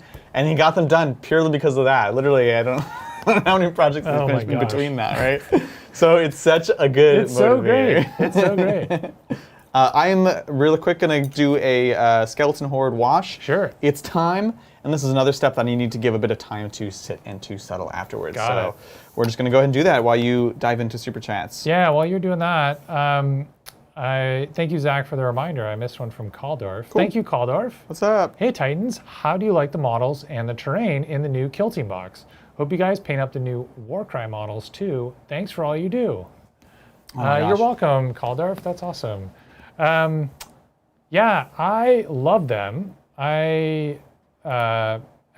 This like Pathfinder upgrade sprue is amazing. I totally love it. And I guess my only sort of, the thing that I'm a little bit bummed about is that you can't just buy the upgrade sprue by itself. Yeah, that's fair. Like, I wish, and I'm sure a lot of people, if you don't already have it, maybe the reason you haven't bought it yet is because you're like, well, dang, like I'm not going to buy an entire box of terrain and models for two different factions if I don't have someone to split it with, blah blah blah, just for like 1/2 sprue of, just for this. Like, is that like, why don't they just sell this by itself? And maybe they will. Like they're doing, like the Black Templar just came out with an upgrade sprue that you can buy in a box by itself. Sure, they've done that will. for other factions. Yeah. So maybe that will become a thing. But considering that they don't have rules for 40K. any of these upgrades in 40K, it's sort of questionable usefulness. Although they did this with Imperial Guard too, right? They released the Cadian box with the upgrade sprue that had like the female heads and torsos that was and one stuff. box, wasn't it? But they don't do anything in 40K. Exactly. So you're gonna release it as a Kill Team box? No, it's just be like the Cadian one where they're like, No, because it's all packaged together. oh, it's packaged with the Cadians? Mm-hmm. Yeah. Oh, I thought it was just like sure. an upgrade sprue. Let's have a look. It's like right over here. It's right over there. Okay. Still not open. We'll We're gonna open it on stream. open it on stream and see what's inside of it. Yeah, this is. So it's 10 shock troopers Oh, with the sprue.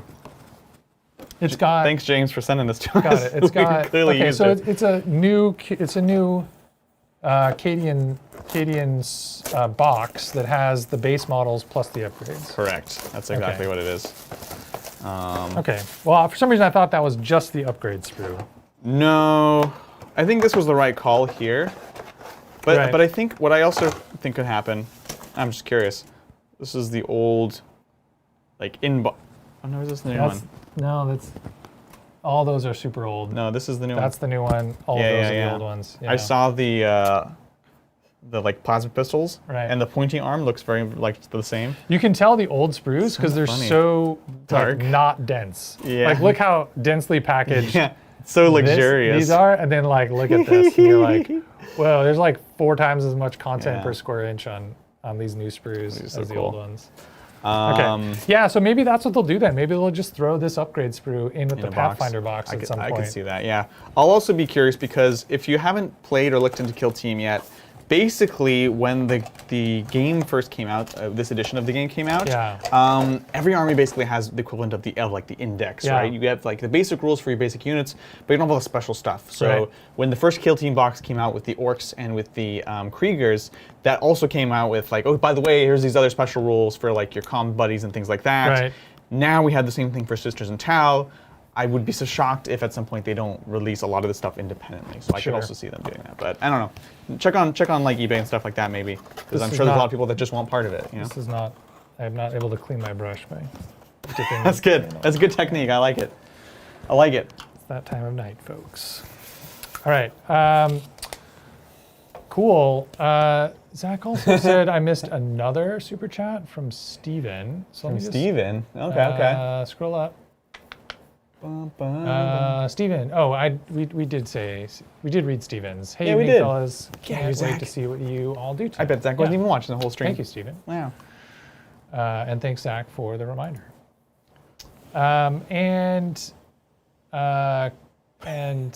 Nathan clarifies his earlier comment was about help finding gaming communities, being less scared of randomly posting on Facebook groups, etc. And for painting, focusing on getting base coats down ASAP. Yeah. Yeah, weirdly, like Facebook is kind of the way to go for gaming At least communities in the U.S. in the U.S. you know? currently. Like for whatever reason, Warhammer players use Facebook. It's funny, when we went to Gibraltar, you know, we were, it was us and then it was Phil, the Glacial Geek. We were the only 3 Americans there. Everyone else was largely from. Wait, he wasn't Canadian? Yeah. That was Inside that's joke. Good. Yeah, poor Phil. I'm not Canadian. Ah! A lot of Europeans and obviously UK people and stuff, and they are like, what? Like, you guys don't use WhatsApp? I'm like, no, it's very like in the US.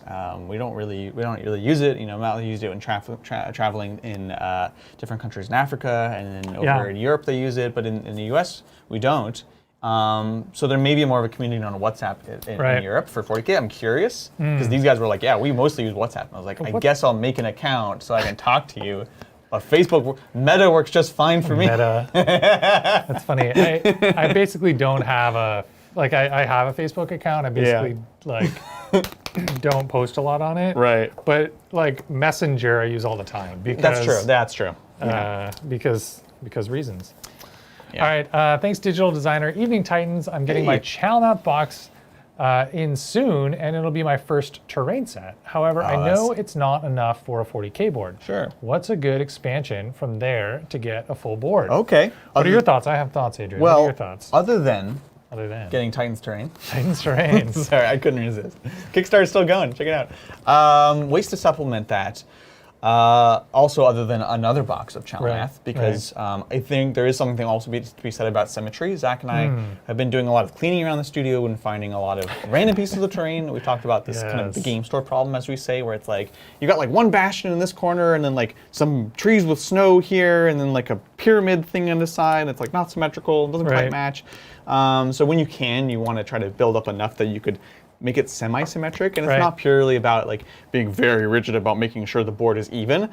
It just kind of helps make it more cohesive. You just want a thing that roughly equates to the other thing in the other person's deployment zone, so that you kind of each have the same level of obscuring terrain, etc. Yeah, and it just helps make for a more interesting game. But I think as far as other like GW kits, if you want to keep this in balanced, there is a smaller Manufactorum box. Maybe I'll try to find it on my phone so I can give you guys the exact name, that I remember looking at and saying, that's actually a reasonable deal, because a lot of the new terrain is very expensive. It is. But one of them I felt was actually much more reasonable, and it would match really well with the stuff in this box. So once I get this gold, I'm going to go ahead and take a look for you. So my answer, What do you think? digital designer, would be make yourself some natural terrain. Okay, yeah. Some trees, some rocks, some, you know, you can do a lot with trees, but we've done a lot with pink foam on the channel. We've done a lot with 3D printed trees, or even the GW Wildwood set, or the Death World Forest set, if you can find it. Good luck. But yeah, I think having your, you know, you could have, you know, imagine that your Chalnath ruins are part of a ruined city, and so it's just a bunch of buildings, you know, as part of a city block. Or you could imagine that they're like a few scattered buildings in the middle of a woods, or a more natural setting. Yeah. And one of the things we like to do is have a set of sort of natural props, whether they're, again, trees or rocks or hills, that you can add or subtract from a table to vary up the feel of the board. So in one extreme, you can do like what we did with the Petch game a few weeks ago, where you basically got all woods, all natural formations. And then you could sort of gradually add in man-made structures. You know, sort of in the middle, you're thinking, well, okay, maybe this is like a ruined industrial facility with sort of scattered out buildings in the middle of a natural setting. And then you take that slider all the way to the other extreme, where it's just all manufactured man-made buildings, and that's like in a city block, and you've got tanks fighting in the city streets and stuff. And so if you've got some natural terrain and you've got some man-made buildings, you can sort of adjust that slider when you're setting up a game a little bit one way or another, to sort of make it more natural feeling, or more industrial / man-made feeling. So yeah, my suggestion would be, I think there's enough in this box to sort of have enough building type things, ruin type things, to where if you added some rocks, if you added some trees, if you added some scatter, you could have a proper 40K table without needing to actually buy any more terrain kits. I think the pink foam also does a lot, because you think about what pink foam lets you do is using very few number of pieces to find a obscuring structure. Oh, that's a really good point. You know, you can have just a couple corner pieces. Again, they are ruins. As long as one part of this building is over 5 inches tall, you can have a bigger block of it sort of be part of this terrain, so that helps fill out some more space. So you've got a very small ruin bit, which is expensive, but you put it on a large pink foam base, and now that large pink foam base out to the extents like blocks line of sight, and you've got essentially a very large piece of terrain, effectively in game, that you know, you made using a very small GW kit. Absolutely. That's kind of cool. So I just applied some Retributive Armor to my gold bits. Not a ton on this model. I'll zoom in for you. Yeah, I can take a look. So you can see we've got some belt buckles. I really love the little crest attached. And then the sword I'm doing in gold. And again, little buckles, just trying to add some contrast here. So my sisters are basically the Martyred Lady scheme, like the classic scheme that you know and hopefully love, as I do. But I tend to put more gold than What is silver. the Martyred Lady scheme? It's the class. This is when you picture Sister Battle. It's that Black and white. black armor, white faceplates, and then red robes as like the mainline battle troopers. Yeah. And so it's very classic. I just tend to put more gold in there. Yeah. Replace a lot of the silver because I'm like, we're playing like Gothic sisters. Like we need to be gaudy. Like let's get some gold up in here. It's gold. blood. Yeah, metallics. Yeah. What? Hey, so I'm reminded as you're sort of rattling off that paint scheme. Yeah. I'm reminded of the fact that sounds a lot like Black Templars. Okay. Yeah. Right? Let's talk about it. Like red, white, and black. Yeah. Or sorry, black, white with red accents. Sure. Yeah. Very and- similar, right? And is that intentional? They are similar in terms of their devotion, religious devotion. Right. They're similar in terms of their hatred of psychers, right? Like, sisters are witch hunters, right? Yeah, totally. Black Templar aren't allowed to have librarians. Yeah. Is there a connection between their sort of similar ideologies and their color scheme? Is this just a coincidence? Yes, I think so. Okay. Sorry, I'm trying to pull up this piece of terrain. I will just say, if you look up, this is Digital Designer is asking, the Warhammer 40k Command Edition Battlefield Expansion set. It's not that box, but it's the main ruins that come in that they Got sell it. separately, and that I think was a good deal. So check that out.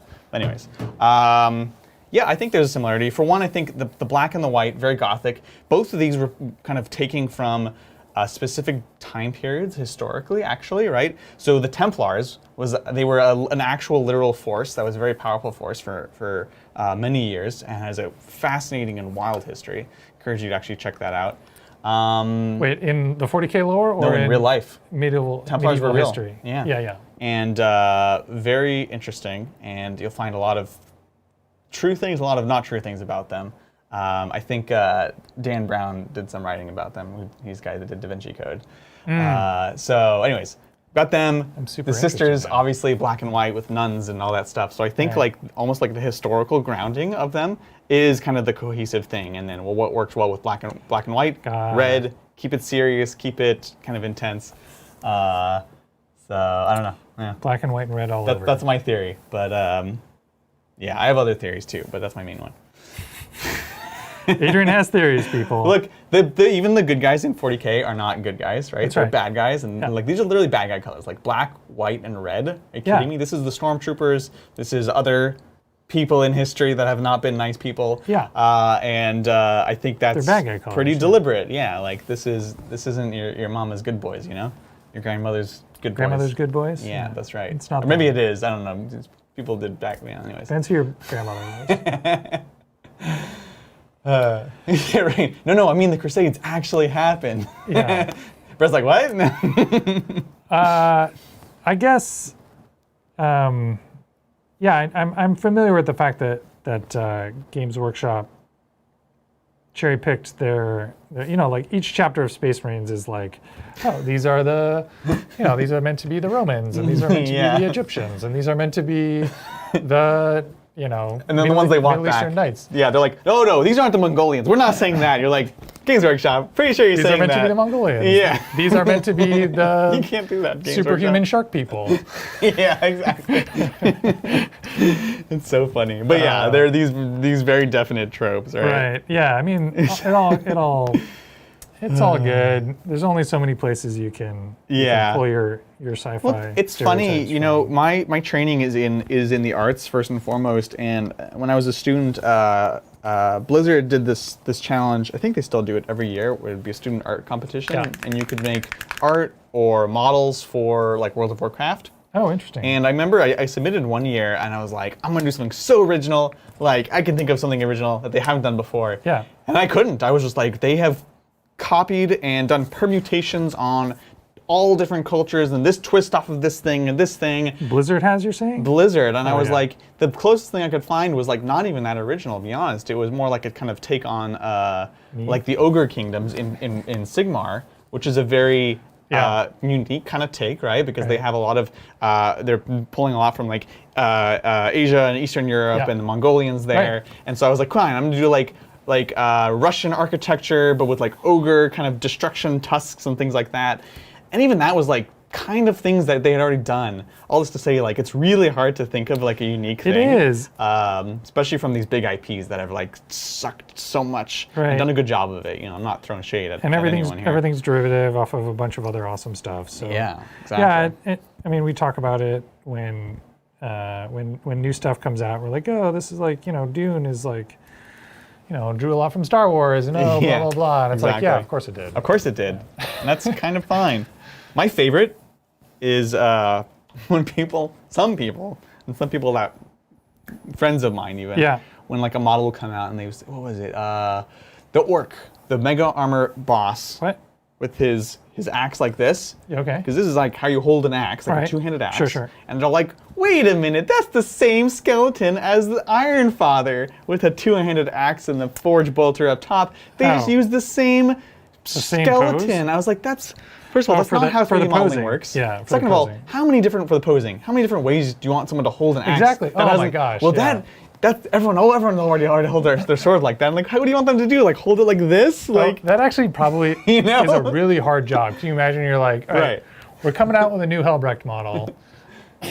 He's got to have a pose. Yeah. It's your job to come up with a pose. And oh, by the way, if you copy too closely any other pose that's ever been on a Space Marine ever, someone's gonna notice and call you out come up with a way to hold a two-handed axe that nobody's ever thought of before and make it all be stupid. And they're like, when it's like elves and stuff like that, you can get away with weird things, you know, or a spirit. And I don't know, it's just so funny when people have those really weird specific critiques, you know? And you know, I have the kind of the opposite critique, like Grimaldus, or I guess it's not even Grimaldus, but like I mentioned Helbrecht. I like him. This trend of like your most epic model in your entire army, the leader of your entire force, he's just like standing there with his sword in the ground. So you don't like that? I don't like it. Okay. If I'm gonna do Helbrecht, I'll probably not get the model, or maybe I'll get the model and then just like completely kit bash it. Yeah, we were just talking about this. Because I want him to be, two things. One, I don't like the fact that there's an orc on his base. If I'm facing Necrons, why is he carrying around this Oh my orc? God, I have a beef to pick with you. But we'll get to that in a second then. And then the second thing is I'm gonna be pushing him up the table. He's like a frontline commander. That's literally the warlord trait that you have to give him if you make him your warlord. Like, can you imagine him like surrounded by people that he's just like, I'm good, guys. Hold on. Man, I'm tired from like walking here for the first 3 turns. But now that I've got here, I got to rest a little bit. This guy with the melta-gun over here, he's gonna shoot you while I catch my breath. Brett, you know that the guys that aren't pointing their guns, they can still shoot in the game, right? I do. You know that's like a diorama, basically. Sure. Yeah, that's not how they actually are in that moment. Yeah, but the guys at the back, they can be just chilling. So you would do that? You'd be like, actually, you might. I do. I absolutely do that. Like fair. when I've got my 10 crew carnivores and they're like walking up the table, the guys with their guns shooting are at the back, and the guys like holding their guns in 2 hands, like ready to fight with the blades. I love it. They're at the front. Oh my God, I love it. It's so good. So if it was anyone else, I would like totally call shenanigans, but I 100% believe you. So and I know this is true. So here's the only way this would work. I'd need 2 Helbrecht models. Yeah. One for turns 1 and 2, and he's like making his way up the field. Yeah. And then like on turn 3, once he actually gets there, it's like, all right, hold please. Right. Take this guy out. Put him back. Well, then you also need one for when he's firing the Melta. He's like shooting face. Yeah. Melta Helbrecht. That's right. Yeah. This is why when you told me that in 9th Ed you can't actually like turn the turret on your tanks. I was like heartbroken. I was like, well, they told me that. That hurt me too. I'm sad now. Yeah, I was like, what the heck? It's like, oh man, there's so many. We're getting added so hard right now. I don't know what's happening. I feel like I have to like focus on this model because okay. I'm just like super far behind. We missed a super chat. I think you triggered chat, is what they're saying. Oh gosh, we'll get to you in a second. Calm down, chat. This can be fine. All right. Thank you, Liberty Fires. Shout out to Brett. Oh, thank you. Love the Kill Team painting. Question about Black Templars. What changes would you make to your list with the new models? Ooh. You've been thinking about this a lot. Yeah, I'm not actually. So actually, I did start Black Templars before the new models came out. Yeah, the new rules came out. Yeah. My collection is a lot of, it's all, currently, well, when I first got it was all Firstborn. That's right. So I was kind of leaning heavily into Firstborn things, Terminators, Vanguard Vets. The Primaris Intercessors models are just so amazing, so I think I'm actually going to replace all of my old TAC Marines with Intercessors. Like, I can sort of maybe kind of make the rules work, but like, from a modeling perspective, the Assault Intercessors are just so dope. So I love cool. the kits. Oh my gosh. So I'm going through and replacing the Intercessors. And obviously, like, Blade Guard are really good in Black Templars. Oh yeah. And they have rogues. And thematic. They're so Black Templar. So that's More than a most. reason to auto-include them just straight off the bat. Yeah. And I think they play really well in Black Templars with the Agnori P1 and 2 Baby Relic. The Blade Guard.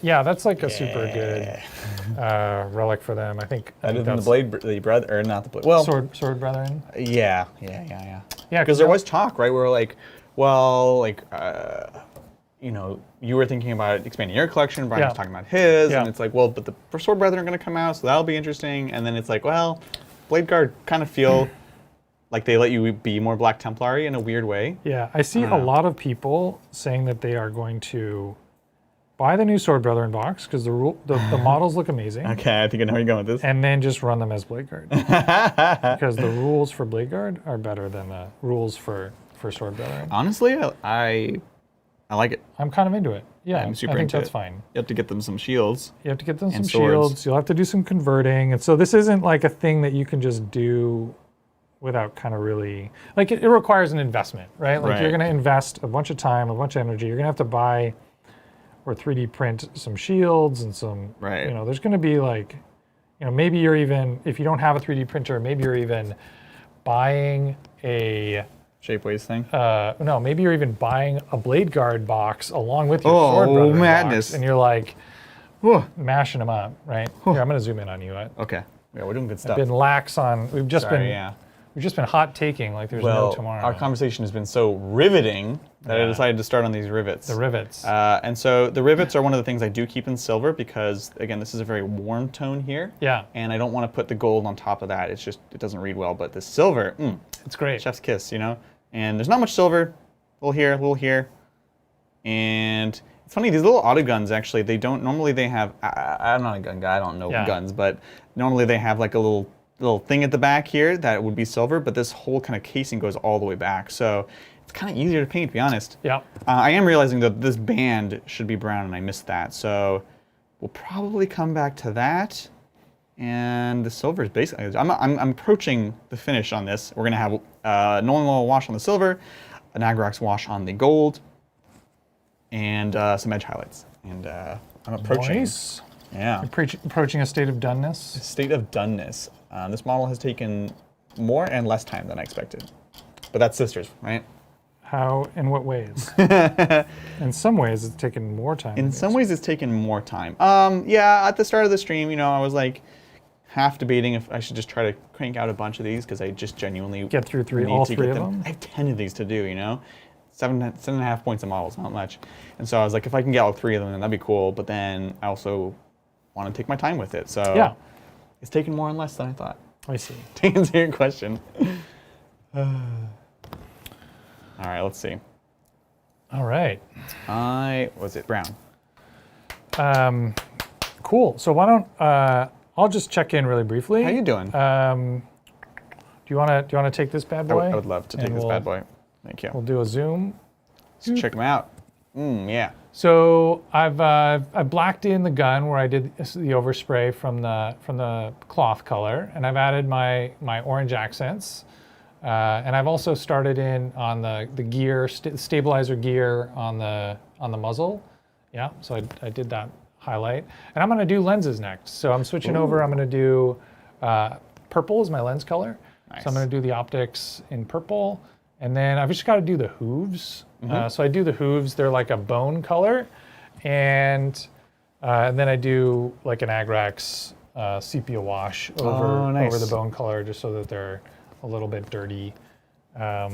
I love it. We'll be pretty close. Ooh. I've got some edge highlighting I you. need to do as well, but Always. I can edge highlight for days. Yeah. And so I'll just kind of I'll just do these other things first, and then get to edge highlighting, and whenever we're ready to be done, we can call it. You're reminding me I have to do the face of my lady. It's very ashen What right is now. do you have like a face No, I'm really bad about faces and skin, to be honest. Okay. Because I don't know if it's laziness. Talk about that, Adrian. Yeah, I have a face problem. So I intentionally, well, partially because, sorry, I'm gonna interrupt you. I could use some stalling. Oh no. Why do people take their helmets off? I don't want to ever paint a face. I don't ever want to paint. You don't? Oh, okay. I paint one face on my entire T'au army. It's the ethereal, because I literally do not have a helmeted option. Yeah, that's fair. And also like spiritual leaders, and their whole thing is like pheromone control. Yeah. So like you probably like do the pheromone thing a little bit more effectively if you're not wearing a helmet. Yeah, exactly. Of course I've thought about this. So come on, Adrian. Come on. So yeah, like I struggle with like nice, smooth faces. right. I love doing orc faces because they're so stylized sure. and like the features are big and it can be kind of gross. And to a lesser extent, I'm fine with space. We were just looking. I finally unpacked my Centurions. Right, we were looking at this earlier. My 18 Centurions. Helmetless Centurions. What the actual? My God! So I did not realize Centurions were like Hulkbusters. Yeah, it's literally. That it was a Space Marine inside. Like if you look at the back of their legs, which I'd never done before, I never like looked closely. They're like at on a Centurion stilts model. almost. They're on stilts. It's a Space Marine in like another suit of Space Marine armor. It's like I heard you like Space Marines. So we got you some Space Marines for your Space Marines. Yeah. And they have a helmetless option. Why would you wear like, all right, here what we need to do. We need to wear extra armor here and here. Yeah. But we're gonna take the armor off up here because we don't need that. That's fine. Yeah. That's fine. We're fine. We don't need that. That would be too much. Right. But instead, here's what we're gonna do instead. Multiple layers of armor. Space Marines inside Space Marines. Guns for your guns. Yeah. Russian nested eggs. And then the head. And then you're just like bare head. Like I agree with Melody in chat. She says helmet faces are small faith energy. Got it. You just have to believe, which 100% is with the sisters. You got to have faith in the Emperor. And for the Marines, I don't know. I'll tell you why I did it, because the Centurion heads are some of the best Space Marine heads I've ever seen. I was wondering honestly. if I was going to get halfway through that rant, and then you were going to tell me, actually, Centurions don't come with faces. I took faces off other models and put them on Centurions because I think it's cool, and now I feel bad. It's your fault. It is really cool. They're not like, I don't know. I feel like some of the Space Marine heads tried way too hard trying to look like cool guys. Yeah. And I just really like the really gruff ones, you know? They are. These guys are like super silly because they have like mohawks, which is like the classic like Space Marine scout, look. Yeah. And I just love them. And it's so stupid and great. And it's fantastic. It's like, it's prime 40K. You know what I'm saying? I can get behind that. If your answer to the question of like, why are people running around on battlefields of the 41st millennium without helmets, isn't that dangerous? Yeah. If your answer to that question is, because it's Warhammer 40K and this whole thing is just ridiculous, and this is the most ridiculous thing, then I'm like, oh, okay, cool. Anytime someone tries to like science 40K and they're like, this thing doesn't make any sense, you're like, there are like cyborg chair babies carrying bombs and superhuman warriors in power armor that are Vikings riding on cyborg wolves. Right. There's no line that we can't cross that would be too far. I tried to science it, I think, a little bit too much sometimes, and so I appreciate just being kind of brought back. Hey, it's tough, right? Just so you know, we're critical people here. This is what we're dealing with. Yeah. Just to remind you, the bar you tripped over on your way in here. By the way, there's nothing that's so ridiculous. I need to be reminded of that occasionally. Well, it's a tough balance, especially in fandoms and lores, because like sometimes they, we're not even going to talk about midichlorians, right? But there's such a thing as over-explaining, and it's like no, like don't. It's fine. Look, you already have weird sound things where there's no sound in space. It's okay, Star Wars. Just let it be. Don't try to explain it. Gosh, Star Wars, don't get me started. Well, that's what triggered chat earlier. Is you said something about Dune and Star Wars and who copied who. And then they were not having it. Yeah. My issue with Star Wars, I don't remember which one it was. The one with the Planet Killer base, Star Killer base is what it was. Oh yeah, Star Killer base. That's one of the new trilogy. Yeah, one of the new ones. Uh-huh. And like the Other than the Death Star, I assume. Death Star's fine. That's fine. Like lasers don't make noise. Whatever. Sure. The people on the planet Yeah. are standing on the planet watching this energy beam come Right. at them. Yeah. That's gonna blow up their planet. Okay. Like they do this montage of like the first time they power up Starkiller Base, Okay. and that doesn't work that way. Like, What do you mean? if it's a laser and it's moving at the speed of light, you can't see it coming at Oh, you. because the beam is like moving across, right? No, if you're being shot by a laser beam, like any light Oh, if coming it's off right the laser directly at beam you. is moving at the speed of light, which is Yeah. the speed of the beam that's coming Yeah. at you. Yeah, So like yeah. it hits you at the same time you see it. Yeah, Like that is literally like the thing that you see is the thing that's Right. killing you. Is it a laser though? Do they call it a laser? They call it a Star I don't Killer know. mega truck. I'm not sure. They never Rocket really truck. explain it. It also like goes across from like one solar system to another. Right. Maybe they like open a warp hole and like shoot a laser through the warp hole into Yeah. like, and then it pops out. You also see it like physically traveling through space. Right. That's what I'm saying. Also weird. It's weird. So But it's not. I don't think it's laser technology it's at that point. because of simultaneously that. moving like slow but also fast. Yes. I'm not sure if they ever really explain it, but I was. They don't have to. I was sort of like, I'm good suspending disbelief through this whole movie. And that was it. And then when they had Too one far. scene where like the people on the planet that was getting shot, they're Right. like looking up at the sky and they see the like energy or whatever it is Yeah. that they're about to die from, Yeah. like coming at them. I was like, I'm out. I got nothing. Like I don't even know what this is, but I Right. can't even right now. I'm done here. That's fair. What do you guys think, chat? Technically, how long would the Starkiller beam take to get to the planet? I don't know. I don't know. It's not a laser, I don't think. Yeah, and so It's- maybe that's the thing, right? They just didn't explain it, and that's fine. Pendulum is selling more like a plasma beam. Yeah. Right. With my limited understanding of plasma, that sounds correct.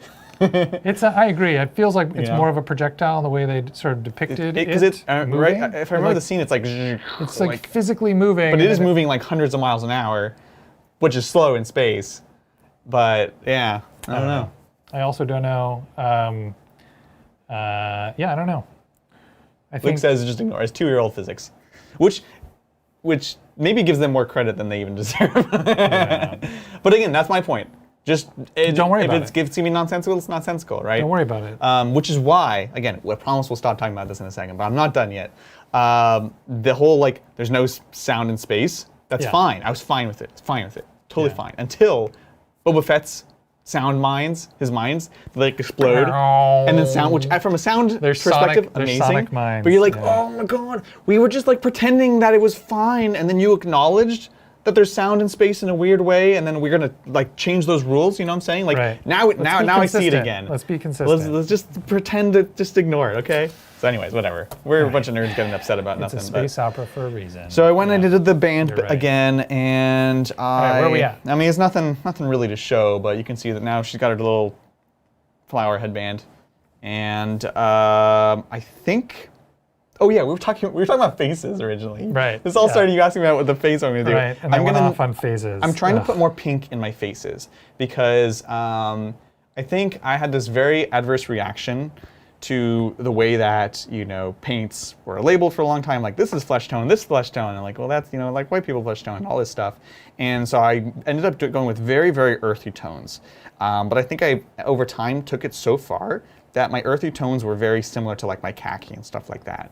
And so I'm trying to work in a bit more of like reds and like sepias in, Yeah. and so I'm kind I of like that. in this process of self-discovery and discovering how skin I'm going to tone. do different skin tones. Okay. So that's me. Is it really the faces that is the issue, or is it this choosing a skin tone? It's a skin tone thing. Yeah, that's Okay. true. Well, yeah, I guess so.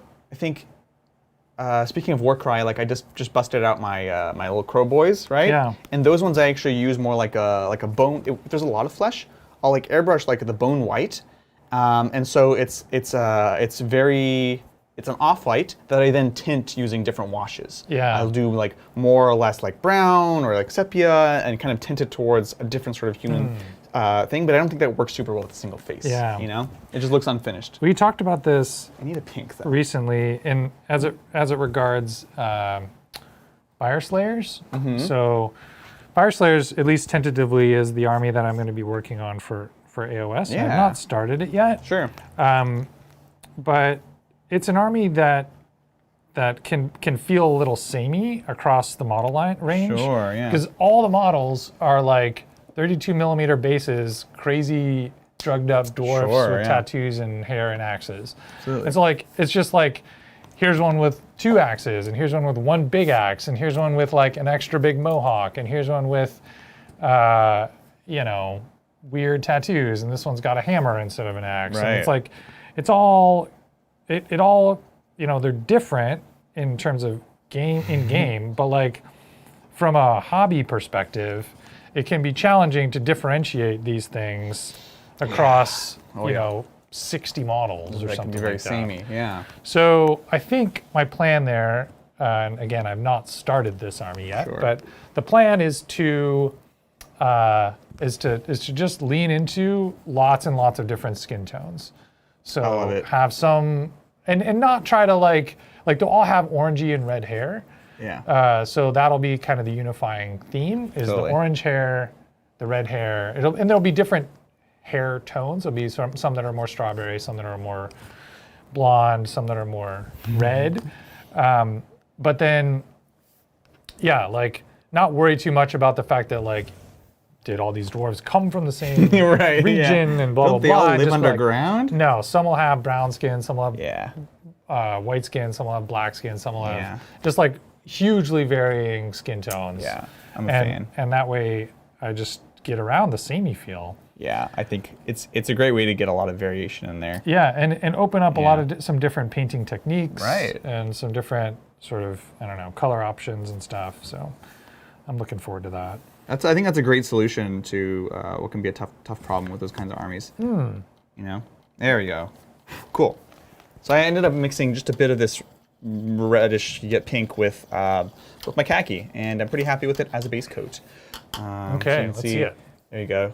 It's slightly pink, but it's a good start that I can lighten or darken depending on what I apply to it. So what I'm going to do next is we're going to go on to some. We're going to do washes, actually. I think the gold and the silver saddle oil. So just Nuln Oil on the silver and Agrax, if I can find. Oh, no, we were using the Vallejo wash, right? Yeah, so it'll be a Vallejo brown wash onto the gold, which will be very similar to the Agrax Earth shade. Yeah, it's just what we have in the studio right now. Yeah, I bought some and then I took it home and did not bring it back. Yeah. So. I just realized we didn't answer the second part of Liberty Fire's question about what units I'm thinking about adding to the Templars. Oh, yeah. So I started by saying my collection is mostly Firstborn. Sure. I'm definitely adding some Primaris Intercessors just because I like the models. Blade Guard. And Blade Guard. I think I need to get some Outriders. I feel like they play the game really well for Templars in an army that probably mostly wants to be foot slogging. And they take to vows very well. And they take to vows really well. Mostly the Invuln, right? Yeah, the Invuln is something that they benefit from quite a bit. And I mean, I think the meta list right now is a bunch of Dreadnoughts who also take to Invulns really well. Yeah, exactly. I'm going to try not to do that because... That's not why you're playing Templars, right? Yeah, I think the...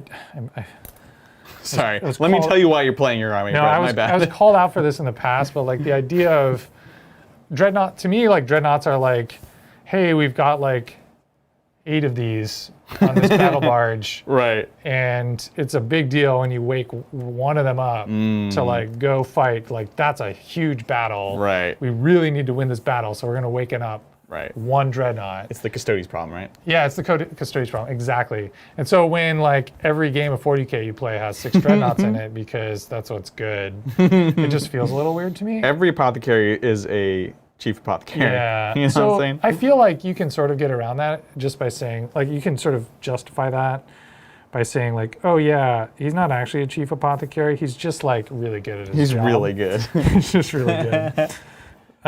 But like a dreadnought's a dreadnought. You can't. I mean, maybe it's a centurion. I don't know. You can. Well, so first of all, the way you want to play your army is totally cool either way. So you don't have to justify exactly. it. But I will say the way I think about it, way I answer the Custodes question is the Custodes. That's a great way of thinking about it. Like they're like, oh, why there's all these Custodes? Like that would never happen. But like we don't watch the average battles. We don't see an average day in the Imperium. We play the exceptional day, the exceptional battle. That's interesting. It's like we don't do we stood around and nobody showed up. We're just on patrol. Like that's not the point. We tell the exciting stories, and there's hundreds of millions of hours spent doing boring stuff that we would never play a game around, right? Yeah. So this is the moment that the Custodes had to write out, and while even though there's many games of 40K played since it's been created, it's still like in the time span of the 40K universe, very, very small, right? We have tens of thousands of years during which these things could have occurred. Right. So that's one of the most compelling things about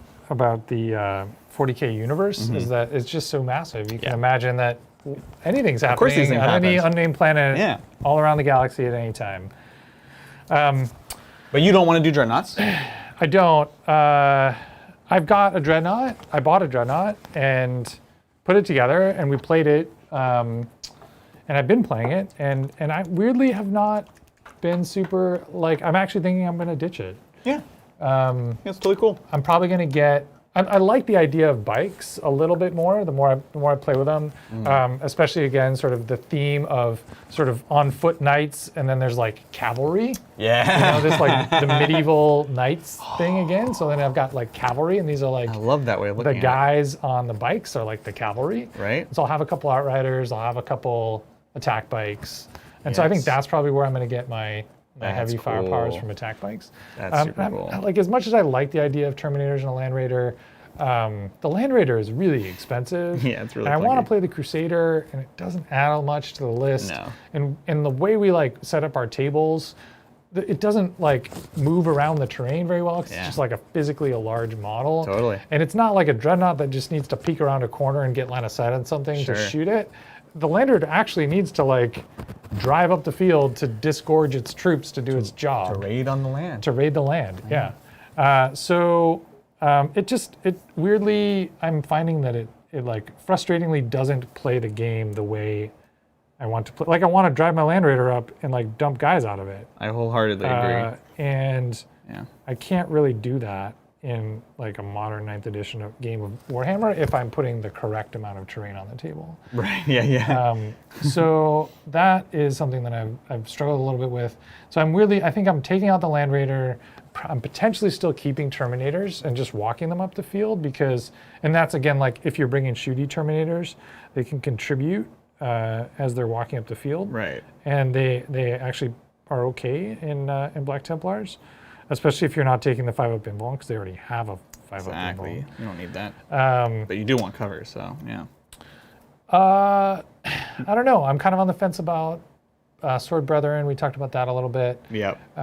And I'm weirdly, we were talking about this earlier, I'm weirdly thinking about including a Apothecary on bike, which is a Legends model and a little bit gamey, but he's the same price as an Apothecary on foot. He's strictly better, that's for sure. He's strictly better than that's why he's Legends. Than an on-foot Apothecary. But why are you considering a Legends model, Brett? Because we're going to LVO. Exactly. LVO narrative. And the narrative event allows Legends. Yes. So that's the context. You're not I shall declare we always play Legends against my opponents. You have this event that does have Legends. Yeah. And so, you plan accordingly. It's an interesting option. And I love this idea of having your bikes as cavalry. Yeah. I've never thought about it that way, and I absolutely love it. It's a I cool almost idea, want you right? to do some extra things on top to make them feel more like knights, I don't know, another shield or something. Right. So cool.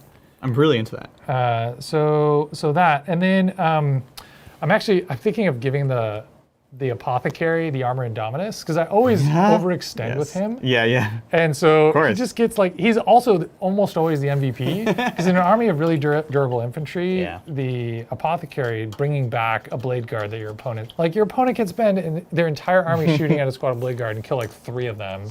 Yeah. And then, bringing them back to life is spicy at that point. Especially with one that ignores AP 1 and 2. That's what I'm saying. So, all of this is a long way of saying the apothecary is super valuable. I tend to not be very good at screening him or protecting him, and my opponents will snipe him when I'm not looking, or charge him and punch him in the face, and that makes me sad.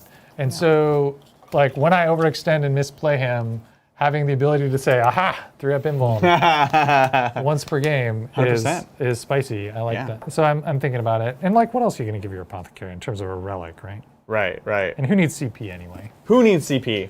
All right. Liberty Fires with another super chat. Thank you, Liberty Fires. Thank you, Brett and Adrian, for your answer. My goal is to have as many bike chaplains as I can. There you go. The Crusader squads are interesting, and I don't know if I want to change them out for the assaults. I'm assuming meant assault intercessors. Yeah. So one thing that I did not realize, non-Primaris Crusader squads weirdly have the smokescreen keyword. Like Primaris Crusader squads do not. That's but like so weird.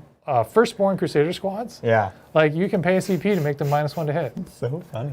Just like, normal vehicles. It's amazing. It's super awesome. good. I love that. You can't transhuman them, but... You can't transhuman them. Yeah. And unfortunately, the scouts only have 1 wound. Right. But that's interesting for like holding a backfield objective or something like that. Yeah. Cool. I think the Crusader Squad's classic thing is like a bunch of power fists, and you can do that with the Primaris version. Yeah. You can have, I think, Oh, really? for each 10 models in the unit, you can have 2 power fists, and that's separate from the sergeant. Right. So like a 20-man squad, you can put 5 power fists in it. I think I would like, for the sake of just making a cool Black Templars army, I would be super interested in your battalion. It's 2x5 assault intercessors and then 1x20 Primaris Crusaders. Right. It's just like, it's super cool. The 20-man blob that can transhuman and potentially with a 5-up invuln and potentially with an apothecary near them. Or they have the spell, or not the spell, the litany for 5 plus in Feel No Pain. 5-up Feel No Pain. So it's a chunky unit. It's a big blob. Yeah. And that fights decently. It's just a lot of attacks, It's a lot of attacks, and we're talking about like durable things in the context of like Blade Guard with Ignore AP 1 and 2 and all that kind of stuff. Like all of that's interesting, but this unit is also durable, with 40 wounds. 40 wounds. All that other stuff. I'm into it. Okay. I'm approaching the apex of this model. The apex. The apex. It's like peak model. Thank you, Michael Cody. Everyone have a week so good that you're happier than a 10-year-old custodes who just passed their yellow belt test and gets to go out for ice cream. Now they know karate. Thank you, Michael Cody, as always. Is that a reference to a game of the year? It's a reference to the fact that now custodes know karate. Yeah. What is the? This is the preview release. They have like, and they have, I don't know. I saw some meme about like a T'au like, hey, what's that thing you got there? And he's like getting resentful of the fact that he now has like apostrophes in his name. Yeah, because I think the way because they have katas, right? What's a kata? So kata is, so my brother did karate. Gun kata is. Gun kata. My brother did karate, and so my understanding of this is in karate, a kata is like a routine, basically, right? It's a series of moves that, like in karate, you can do without an opponent, or you can have someone, but it's kind of like a routine. It's a series of, and so now the custodies have this thing called katas, but I think there's like an apostrophe in there. I see. Kata TM Games Workshop or something. Crypt Shadow says it's KA''TAH, very T'au-like. And they have like different abilities that they can get, and it's hilarious. I mentioned this yesterday, but I'll say it again because it's hilarious. When there was like leaks about custodes, and people are like, "Oh, it's leaking," and I'm like, if the thing was leaking right now, oh my god, people would not believe it, because it's like, guys, this leak says that they know karate. Like nobody believes that. Anyway, so yeah, that's what that's referring to. Okay. Well, yes. 10-year-old custodies with their yellow bell. I'm so happy. Thank you for explaining that to me, Michael Cody. I'm sorry I didn't get the joke. Try harder next time. In Japanese, it's kata, K-A-T-A. Yeah. Kata. That's the like. You thought I was joking when I said gun kata. That's actually a thing. No, I know about gun kata. Yeah. Oh, Yeah. okay. And that I think movie it might Equilibrium was like the classic gun kata movie. Yeah. Gun kata. A great movie, Equilibrium. It's a cool fight scenes. That's that I can agree with about that it, statement. right? That's about all I can give you for as far as Equilibrium goes. Yeah. Let's see. Yeah, where are you at? How you doing? You're done? I might be done-ish. I'm happy to do more, but I'm cruising along. Okay. I've got probably another step or two that I want to get done before I call it. I'm not into it. So, yeah, just give me. So Zach Pfeiffer Oh, yeah. says, honestly, from a legal standpoint, you got a little typo in there, Zach. GW has learned to power game the apostrophe. That's right. It's true. It is. It's true. Did you know, chat, that Zach has programmed his phone to. Oh, yes. We learned this today. We learned this today. Zach has set up his phone so that when he types in a text message, Eldar, it autocorrects to Assyriani. I'm sorry, did you mean to say Assyriani? As well, when he types in T'au, T-A-U, it autocorrects to T''A-U. The most Zach Pfeiffer thing I could possibly imagine. I was so happy to learn this. It's so good. This made my day. Oh my god. And like, you know how long, like now we know it and it's funny, but like this is a real thing that a real person did and nobody knew about. Yeah. And he didn't tell us. Right. I don't even remember how it came up. This is like for himself. Yeah, he just did it for himself. I love it. Which is awesome. Which is awesome. It's fantastic. I'm so happy.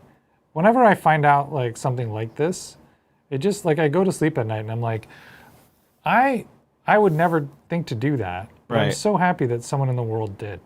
And it makes me happy to know that, right? That's one of my favorite things about, I mean, I'm sure it's true everywhere, but working here, because I think we're all kind of weird people in our own ways. And so we Sure. all have these idiosyncrasies, like not being able to say the word idiosyncrasies, which are just so, it's like fascinating. And like when you're comfortable with people, you can kind of like mess around with them a bit about it. And I don't know, it's just fascinating. You know, in some ways I think it's more interesting. In some ways it's more than interesting. if they didn't yeah. have these Than things. if you didn't, yeah, exactly. Yeah. Yeah, I completely agree. I'm sorry for throwing you under the bus, Zach. But I don't think it's really throwing you under the bus. No, I I'm think proud of it's you. Awesome. We think it's great. You know, fly that flag high. Totally. Yeah. Yeah. Thank you, Crypt Shadow. Maybe T'au will get Aikido or Jiu-Jitsu. Also very Zach. Yeah. It's true. It's true. I like the meme. I don't know if I forget if it was made in the Discord or if it was reposted, and it was the it was a custody as Keanu Reeves in a Matrix, and he looks over and I'm totally forgetting Lawrence something or other. Anyways, Lawrence Morpheus. Fishburne. Yeah, Lawrence Morpheus. Fishburne, who's Drazar for some reason. Yeah. And then he's like, I know Kung Fu, and he's like, Drazar's like, show me. It's so good. Look at that. I knew an actor's name. I'm so proud of you. Yeah, this is like, if you guys don't know, I am terrible with actor and actress names. I'm just bad about it. Pop culture references in general. Pop culture references in general. Like I'll remember like a character in a movie, but like the actor and actress's name, I find no like value in like remembering it, and I'm like, and so I don't think to like Right. to like even just like try to remember Now it. that's I a don't know, very it's Bridger weird. response. I find no value. These are Yeah. real people you're talking about, Brett. I know. Oh, this is too big. I need a tiny brush. I know that sounds insulting, right? It does. Um, Lawrence Fishburne, which apparently you do care about because you did remember his name. So that was like worthy. It's a very distinctive name, right? It is. So I do sort of wonder why that name stuck in my head, and maybe it's because it's distinctive. How many? It's really just Matrix. Just Matrix. I'm trying to do my eyeballs, but you guys are not allowed to watch because I'm gonna mess it up for sure. Okay. And I also certainly have to cover it with my Way head. hunched over. There's no way I could do this without hunching over. This is part of my technique. This is how you do eyes, guys. You also have to stick your tongue out. Okay, here we go. Yeah, sticking the tongue out. That's a critical. So you're doing eyes right now, like pupils. No, That's I'm doing crazy white to me. right now. You're doing whites of eyes. Do you do pupils? Not usually. Don't talk. Okay, I'm going to do edge highlighting. I'm going to zoom in on myself to take the pressure off you, okay? I messed it up. All right, so I'm doing edge highlighting. I'm just trying to, my new thing with edge highlighting is I don't do the entire edge. I used to try and highlight every edge on the model. And I realized, A, that takes forever, but B, I actually don't like the way it looks. Like the light would not hit every edge on the model equally. Right. And so I've kind of switched my approach to edge highlighting recently, where I now just kind of pick a direction that I imagine the light's coming from. So on this Pathfinder here, I'm sort of imagining it's coming from like the top and like the his or her left. And so I'm gonna highlight edges that are sort of in that direction, in that facing. And if I've got a long section, a long straight section that needs highlighting, I won't highlight the whole section. I just kind of highlight a portion of it. And that just kind of breaks it up a little bit, adds some visual interest, and makes it look better to me. I don't know. What do you think about that, Adrian? Do you have like a strategy for edge highlighting, or? I'm very similar. I don't do the whole edge. I really perfected my technique when I was painting my Imperial Fists, which I edge highlight with white, and you really don't want to have a white edge highlights on a yellow model everywhere. Then that just looks weird. Yeah. So I basically the same thing. Yeah, I generally pick a light source, but I'm not afraid. I'm not afraid to break it. At any point for the rule of cool. Yeah. Yeah. I agree. So I agree. And I tend to prefer really fine edge highlights. I know some people will do sort of thicker or more, I don't know if cartoony is the right word, but just like almost like cell shaded look with like very prominent edge highlights. I did, when I was first getting into edge highlighting, I did some test models with that look, and I found that I didn't like it as much. This also was a kind of more a personal popular preference method thing. for a while, right? There was a time where it was like the way to do it, you know? Yeah. And I'm glad that time is gone, because it's hard. it is hard. Because it often requires a two-stage highlight where you're doing sort of a thick one first, and then you do a finer one second. Right. And then, and so you're sort of spending twice as much time doing edge highlighting, and there's twice as many opportunities to mess it up. Yeah, exactly. Y'all, I tried to do the eyes. Okay, shall we see it? No, because I undid it. You undid it? It was like, oh no. and she was like, oh! No. So I took some water, and I went, nope. I erased it all. And it's fine. We're just going to leave it like this. Fine? We're going to leave it without eyeballs? We're going to leave it. No, she's just squinting really hard, okay? She's just squinting. Right. She's like really aiming. She's like, honestly, if this is a model that you would be able to shoot. This would be a frontline model because it's actually pointing the gun forwards. If, yeah, I love it. If your whole thing is that, you know, what was it? Faith energy? Faith energy. If your whole thing is faith energy. Eyes closed. Like, not only do you not need to wear armor, but you also don't need to really even look at what you're fighting. I couldn't agree with you more. You just kind of run at things and swing your arms around, and if you believe hard enough, it's going to die. She's like, look, I have a miracle dice, and I'm definitely going to lose it on this auto pistol. Right. So I'm not even worried right now. Not even going to worry about it. Yeah. Sorry, chat. I know you were putting your faith in me and holding your breath collectively, but I failed you. Couldn't do it. I don't usually do eyes, to be honest, but when I do, I make sure that I mess them up. Is that a meme? Is there a what's the beer commercial? The most interesting man in the world. Yeah. I feel like you just flexed as the most interesting man in the world there. I am the most interesting eyeball painter in the world. In some ways, that's more interesting. In some ways, it is more interesting. A man who cannot paint eyeballs. So, yeah. All right. Well, I'm just doing a few edge highlights here, just to because when you do like a dark gray, Yeah. like this, it can kind of all blend together. Sure, yeah. The sort of the classic way to do a model like this without edge highlights is just to rely on a pin wash or like a null oil or something, or maybe a contrast paint, something to like get down in the recesses, darken up the panel lines, and then by default, the parts that are raised are lighter in color and they stand out. And so it gives you a similar effect to edge highlighting, a little bit of contrast between the different parts of the panels on the model. But when you have a really dark color like this, you don't really get that effect, unfortunately. And so you end up, edge highlighting just becomes more important, more critical to make everything just kind of not all blend in together. Right. There's this concept in painting of your midtones, your highlights, and your shadows. Yeah. And when you already have a dark color, there's not always anywhere you can go, right? Yeah, you can't go darker. You need to go brighter. Right. And so, with certain color schemes and things like that, that's what you have to do. That's why with black, right, we'll often try to like bring it up a little bit, and then we can sort of have both ends of the spectrum. You actually need to bring it up twice, like, right? So I do it with my gray to my blue, and that way we have the black and it goes to the gray blue, and then the gray edge highlights, and then with you it's the same kind of principle, but using kind of brown as this center color that is almost black. With the Templars you're talking about? Yeah, with the Templars, right? Yeah. And these are both cases of like, well, we're already starting with black, we can't go any darker than that. That's so right. we actually need to bring it up to a midtone and then additionally up to a highlight.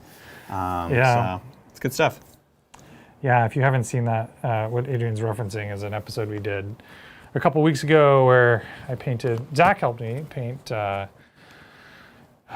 new Black Templars that I'm working on, and we did sort of a brown Templars, yeah. Yeah. That was a fun episode. I enjoyed that. It was super fun to watch. Yeah. Okay, so no eyes. I don't always paint eyes, but when I do, I give up. Yes. I don't always paint eyes, but when I do, I don't paint eyes. Yeah. What were you saying? Sorry. No, I think I'm going to do a little bit of blue. And so blue is my energy color. Ooh, nice. So I've got purple lenses, and I do a blue for energy. I spent a lot of time prototyping which energy color I wanted. And I actually did, for a little while, I did like, and this is like the color you paint your gun tips and stuff like that. I went through a period where I experimented with an orange energy color, and it kind of, it sort of matches the orange accent panels that I do on these guys. It was too much. Well, at the time I was thinking maybe I won't do orange accent panels. Oh, okay.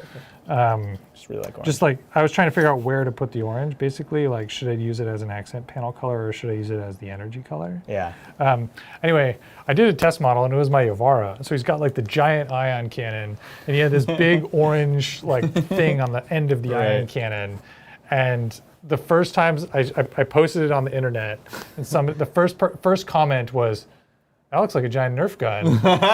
And as soon as they said that, I couldn't unsee it. And I was like, "Cool, this decision is made. We're not using oranges and we're done." Color. Yeah. Thank you for helping me with this decision. That's so funny. We are done here. Yeah, and I repainted it, and now we're doing blue energy color. That's Nerf with an apostrophe to you, mister. Nerf. Nerf. That's right. Or nothing. Nothing.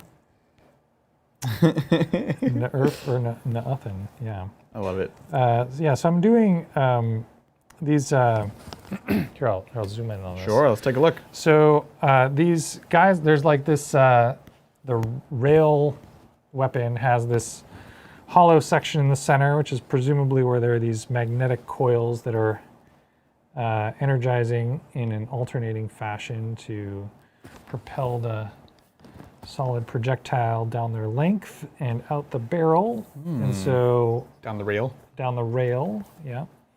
And so I'm painting these little nubs on the inside of the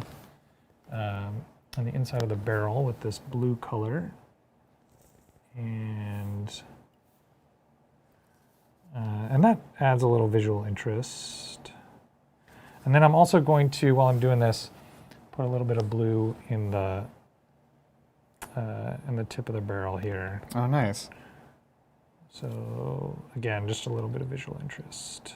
Yeah, and a little of it breaks it up, right? It adds basically an additional. I'm gonna say highlight, but I mean highlight as in like an accent color. Yeah. Right? Yeah. It is an accent color, really. Which is great. And you're trying to add a little bit of visual interest. You're trying to add colors to break up.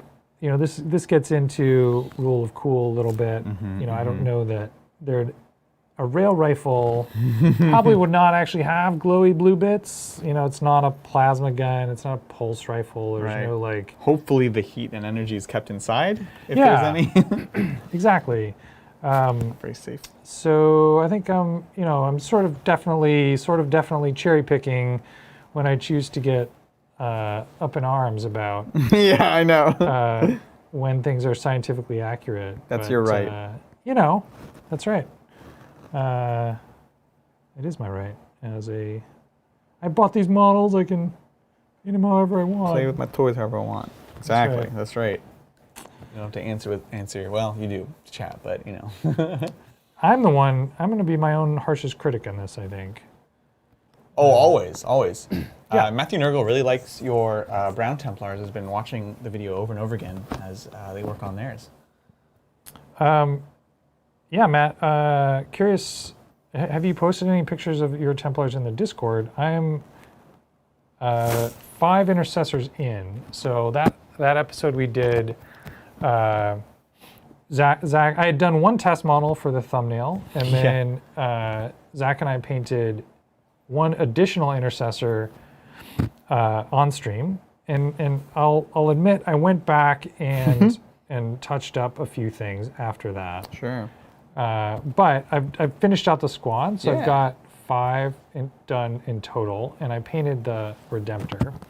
So I've got five intercessors painted and 1 dreadnought. And the dreadnought actually needs a little bit of touching up as well, so I wouldn't quite call him done. And then beyond that, I've just assembled 10 more intercessors, and I've started blocking them out. Absolutely. So I've got like white shoulder pads done and some red accent colors. But that's the extent of it so far. I'm curious, Matt, how far you've come along. This is my first collection of Space Marines. First time I've ever painted Space Marines. Oh my gosh. And man, I totally see the appeal. Right? It's very fun. Yeah, they're just great models, and I think it takes working with them to really appreciate it. Yep. I had a similar experience, to be honest, with the new ones. And it wasn't until I actually built them that I was like, whoa, these kits are amazing. The kits are amazing. The painting is they're this weird thing where it's we talk about easy to, what is it? It takes paint well.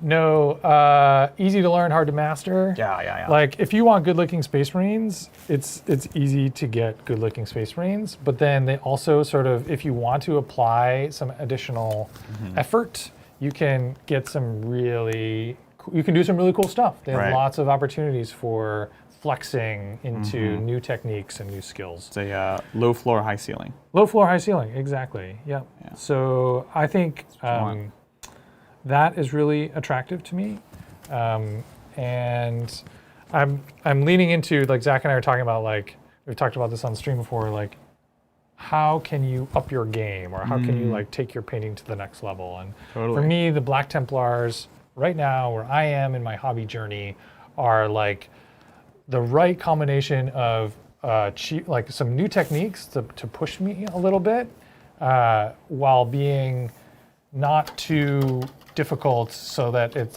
intimidating or feeling unattainable or overwhelmed. Right. And that's great. I think it doesn't mean that that's going to be the Black Templars are going to be that for everybody, but for me where I am right now, that's great, and I'm really it's been the perfect thing for me to work on right now. I think it's fantastic.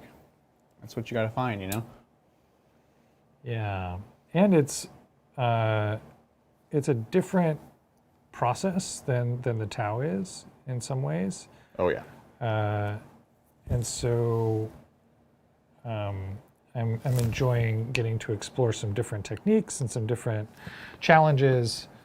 So yeah, and yeah, it's been good.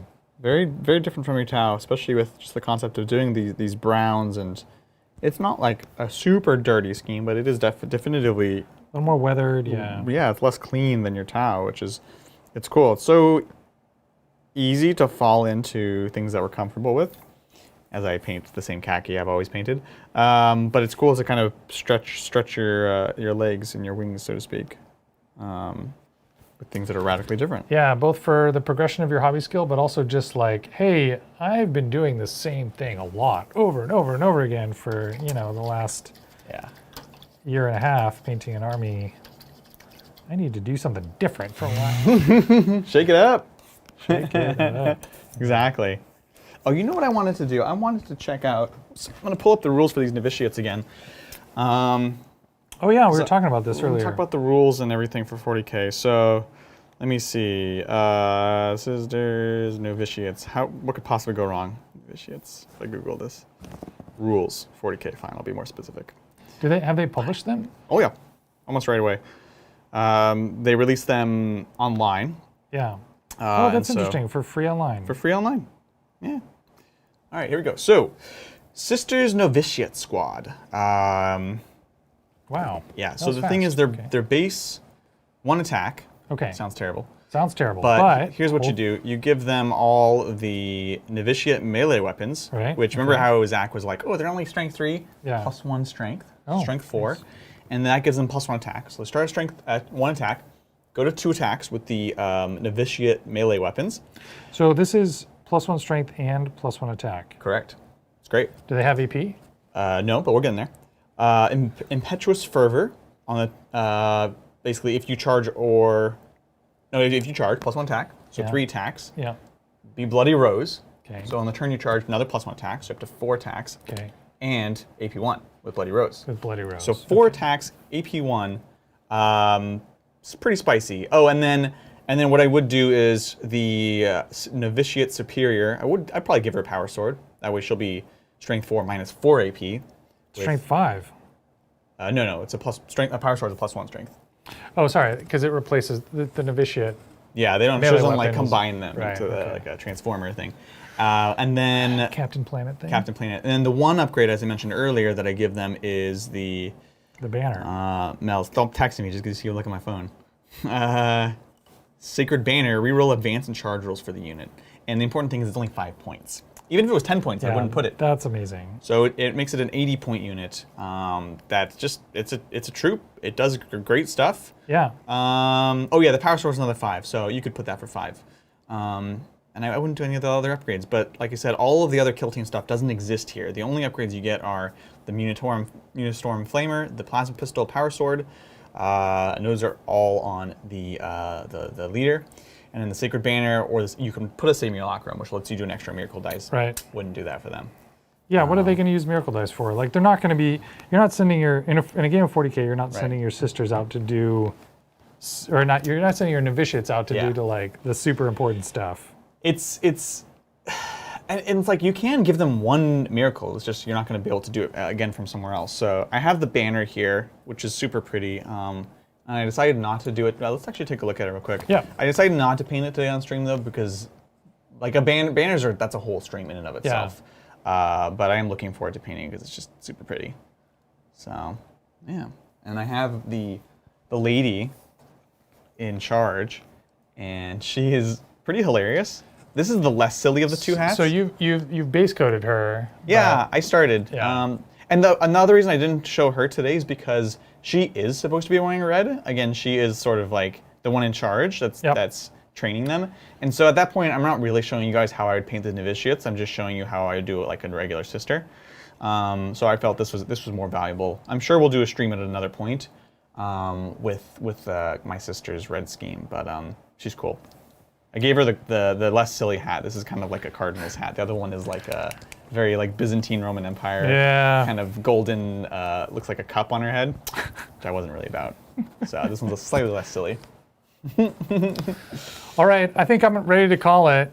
Bryce in chat is he's one of our local guys in the local club. He was calling me out for he's like working on a Skaven army. Oh yeah. And he was like, at the start of the stream, he was like, I'm going to be edge highlighting clan rats. Let's see how many clan rats I can do while Brett paints one Pathfinder. Do we know how many? Too yeah, many. Bryce, let me know. Let us know. Let us know how many clan rats you completed while I did this one Pathfinder. Yeah. But yeah, I'm happy with how this guy came out. I basically edge highlighted him to completion. I'm going to do a wash on his... here, I'll put them on. Yeah, let's. Why don't you put your models over here too that you worked on? Totes.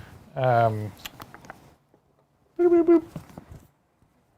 Yes. Hoop, hoop. Okay. Oh, there we go. And so I'm gonna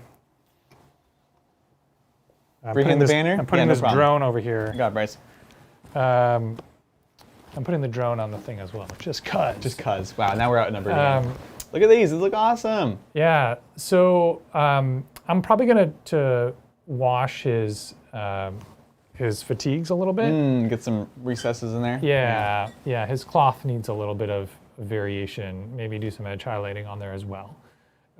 So yeah. And then the base. So I've got the base texture paint applied, the crackle paint. So for my bases, I typically do a mix of the crackle paint and the gritty paint. Yeah, yeah. And then put brown over it, wash it, and dry brush. So I'll do that later as well.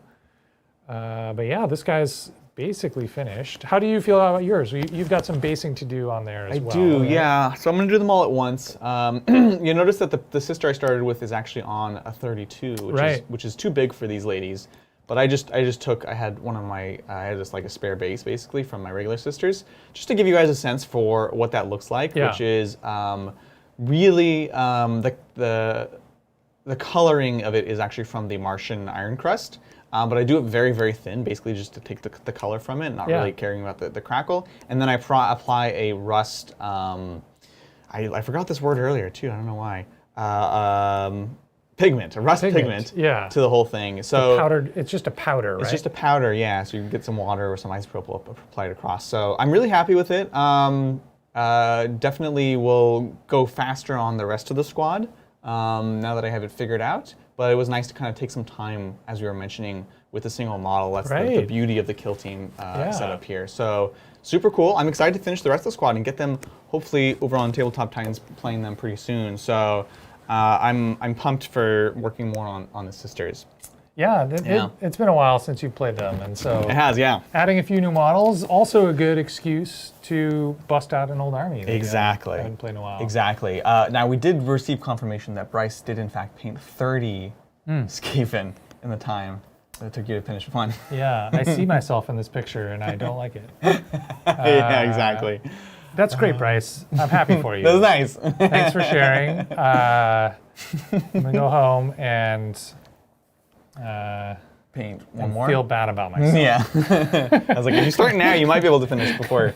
No, that's awesome. Cool. We have some stuff coming up. Yeah. So next week on Hobby Titans, I'm going to be joined by Kat. Ooh, the two of us are going to paint capes and cloth. So we talked a lot about Black Templars tonight. I don't actually know what model Kat's going to be painting, but I am going to be painting the new Marshall model from the from the Black Templar box. Not Helbrecht, just like the generic nameless Marshall. Yeah. And he's got a pretty epic cape that I'm curious to see. Kat is sort of our masterclass painter, and she has some awesome techniques that she's going to share with me about how to get an awesome look on that epic cape. So excited to see, to learn what she has to share, and hopefully you guys can join us for that. Absolutely. And then next week, you and and Zach are scheming about are some hobby projects. Do you want to share anything I'm about so that? excited. Yeah, I'm going to spoil it because Okay. I think Zach's sort of started to anyways because of what he's building right now. Yeah. Which is Kragnos, End of Empires. We've been scheming for a while. Zach came up with this idea where we do a stream where he paints Kragnos, End of Empires, and I paint one of the big dragons. They're like the big dragons. Yep. And it's finally time. They come Yeah. out on Saturday. We have officially pre-ordered through Game Castle. Thanks, Kat. We're going to be getting not only a big dragon, but 4 boxes of the smaller dragons. And so I'm so excited to paint up an all-dragon army. Yeah. Have it figured out. The list is 2, 2, and 2 of the small dragons, 1 hero of the small dragon, and then 1 of the big dragons. It's going to be awesome. That's amazing. So next Friday, Zach and I are going to be painting. He's going to do Kragnos. I'm going to be doing the dragon.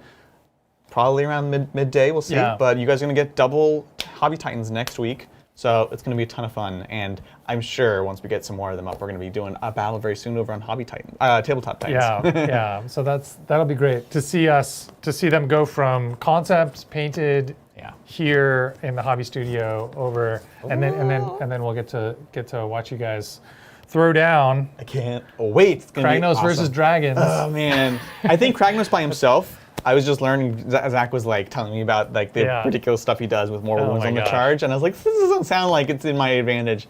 I think in a mixed list, which we'll probably try out first, I think it'd be fine because I can screen Kragnos. Right. But in a pure Dragons army, He there's can't no screen screen. him. You're like, I'm screening with one of my precious dragons, and he's just dead. So He just smiles at the start of the game. He's like, excellent. it's so crazy. I came here to crump dragons and chew bubblegum, and I'm all out of bubblegum. Exactly, right? Oh my gosh. And shout out to Cobra, who just super chatted. Yeah, thank you, Cobra. No message, but appreciate your support as always. Yeah, very much appreciate it. Fantastic patron and community member of the channel.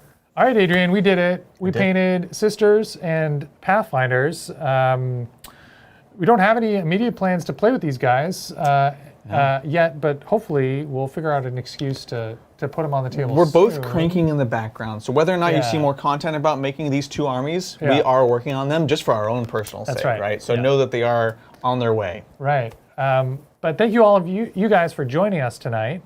Like we like to say around here, be kind to yourselves, be kind to each other, and always be creating. Bye. Bye.